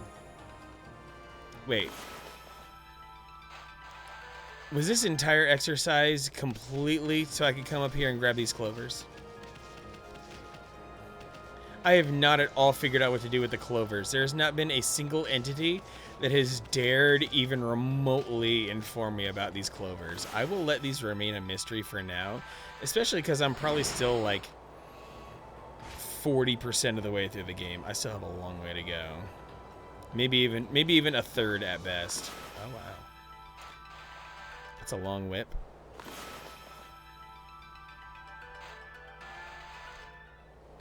Do the bloom thingy on the clover?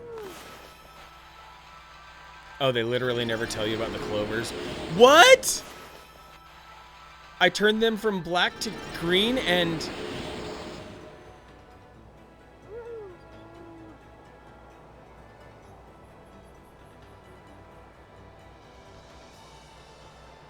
Oh, I guess they assumed because you already know the bloom technique that you should just do that to the clover as well.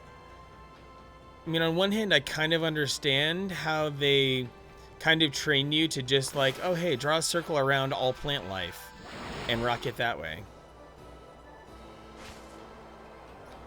Play the Popeye game where you catch spinach. Oh, the Popeye game that was supposed to be Donkey Kong.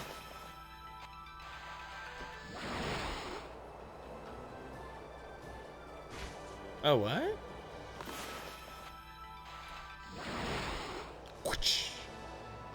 I'm getting flower whipped. Oh, neat. You obtained Tiger Statue, one of 13 Zodiacs. After you play Bloodborne Gravebook? Oh, wow. You truly are a glutton for punishment, Gravebook.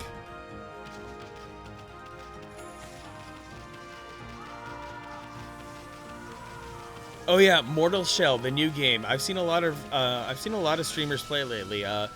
Fei Lin was playing it a couple days ago. I saw Nina Lee playing it yesterday. If you need some more Souls-like, then Mortal Shell will scratch that itch for sure. Game & Watch Popeye? You know, I wouldn't be surprised if there were a Game & Watch Popeye, or at least some sort of LCD Popeye. Because I know Nintendo, for some reason, had this really good relationship with Popeye back in the early 80s, for some reason.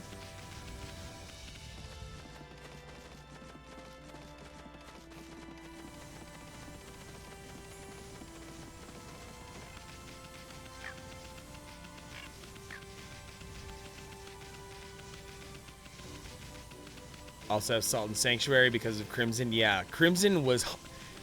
I've never seen anyone... Like, I've never even heard of Salt and Sanctuary before, and then I see Crimson playing it, and he's got the biggest heart-on for it, and I'm like, you go, boy. You enjoy that. Oh man, need to play Bloodborne so bad, but still don't own a PS4. Everyone I talk to is like, you will love this so much.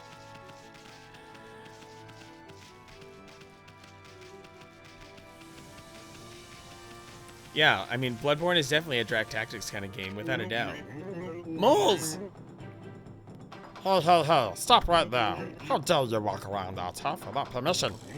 I won't let you get away with it. I'm Moley of the Molsters. Molster Leader Moley. All the territory beneath Tucker Pass is under our control. We can't just allow people to come wandering in as they please. How are we supposed to relax with intruders like you around?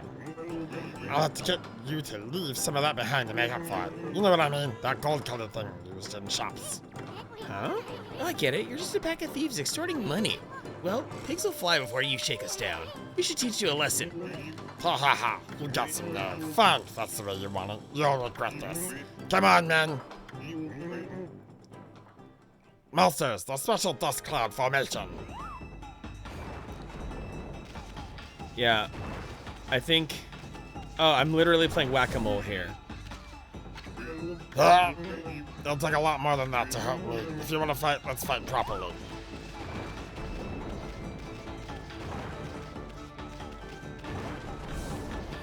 I can't believe I'm literally being asked to play whack-a-mole right now.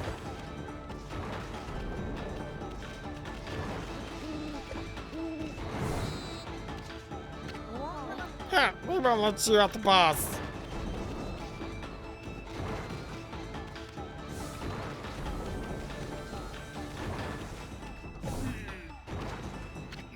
You're trying to pick a fight, are you? Then try this on for size.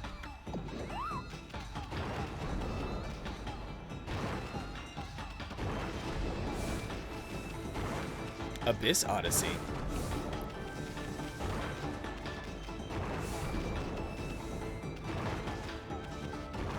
Oh boy, there's only like 1.5 seconds of window there.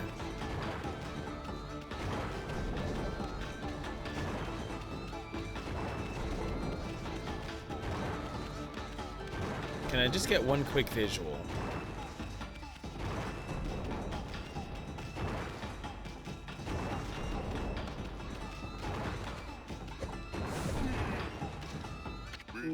Yo, I don't understand it. How do you manage to stand up to our special dust cloud trick? Had enough of hard-headed Amy? That'll teach you. Don't mess with the gods, Furface. Crime doesn't pay. Remember that. I expect you guys to stay on the straight and narrow now. I do know the difference between right and wrong. It's just that, well, I was lonely. No matter how long I wait down here, no one comes to see me. That's why I behaved the way I did. I just wanted to get your attention, that's all. Please, White Doggy, will you be my friend? I promise I'll behave myself from now on, honest. You're just what I need, Doggy. If you say, then I won't have to be lonely anymore. This is getting stranger by the minute. I know I shouldn't show my feelings like this. I'll go back underground now and shed my tears in private. I suppose it's goodbye then. Come back and visit soon, won't you, Doggy? Navigator, your next investment, I am all ears, because when it comes to you wanting to invest, I could very well follow in your footsteps. Ooh, where do I take this?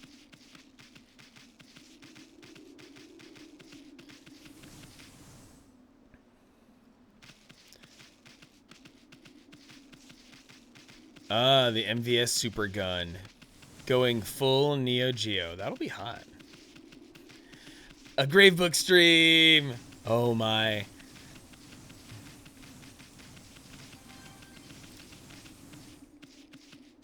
Tell you what, Gravebook, if you ever want to stream, I'll even let you borrow my channel key, and you can borrow my channel to stream from for a day.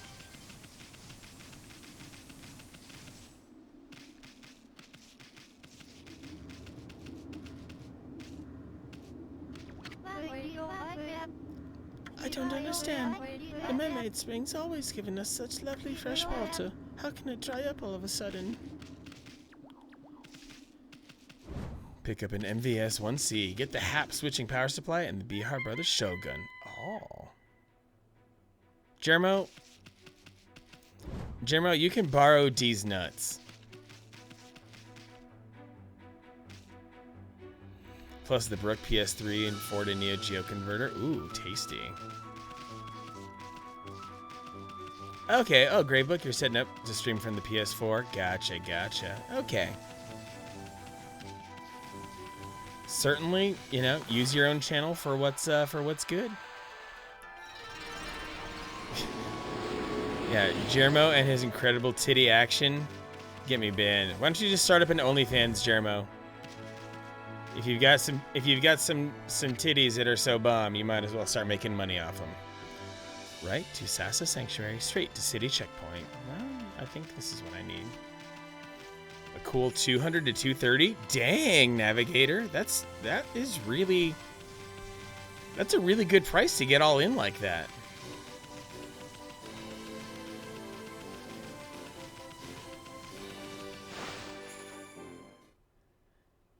Combat King, let's trade channels for a night. Do that, and neither of us should acknowledge it. That actually has the makings of a great April Fool's prank. LGR doing the MVS thing. Ah.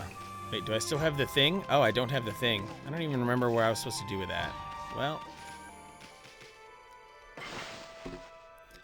At least I reached a nice save mirror. Oh, that was bad. I saved a 10-10-10.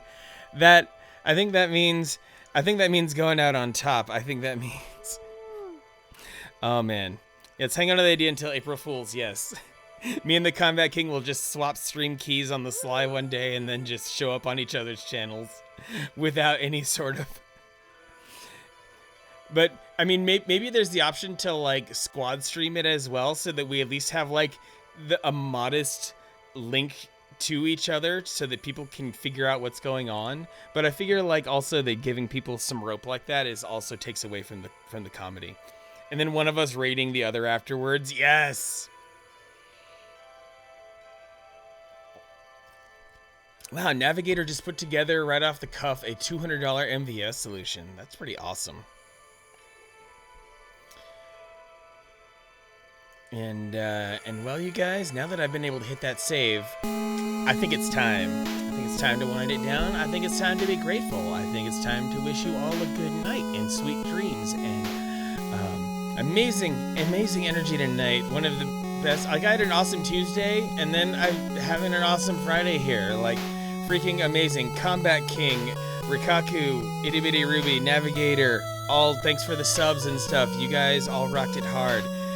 Happy Chino, Gravebook, Tokyo Swift, Robert Headley, Navigator, Combat King, Drac Tactics, Jermo, Robert Headley, all of you, Alley Cat, wonderful, absolute perfection tonight. You've all been freaking cool as heck. We're gonna go on a raid. My patented raid call is, it is a Manic Panic. Use my emotes or use whatever other emotes you have on hand. Just let Ghost Princess know that it is a Manic Panic. She is just chatting, and she is really good at it. She's probably been drinking as well, which makes her even more fun. So I'm going to leave you guys in her capable hands. She's probably in it for another good 2 or 3 hours here. So raid G Ghost PR. There we go. Okay, cool. All right, you guys. Next up, Sunday. I will see you Sunday for more Okami. Love you guys. Take care.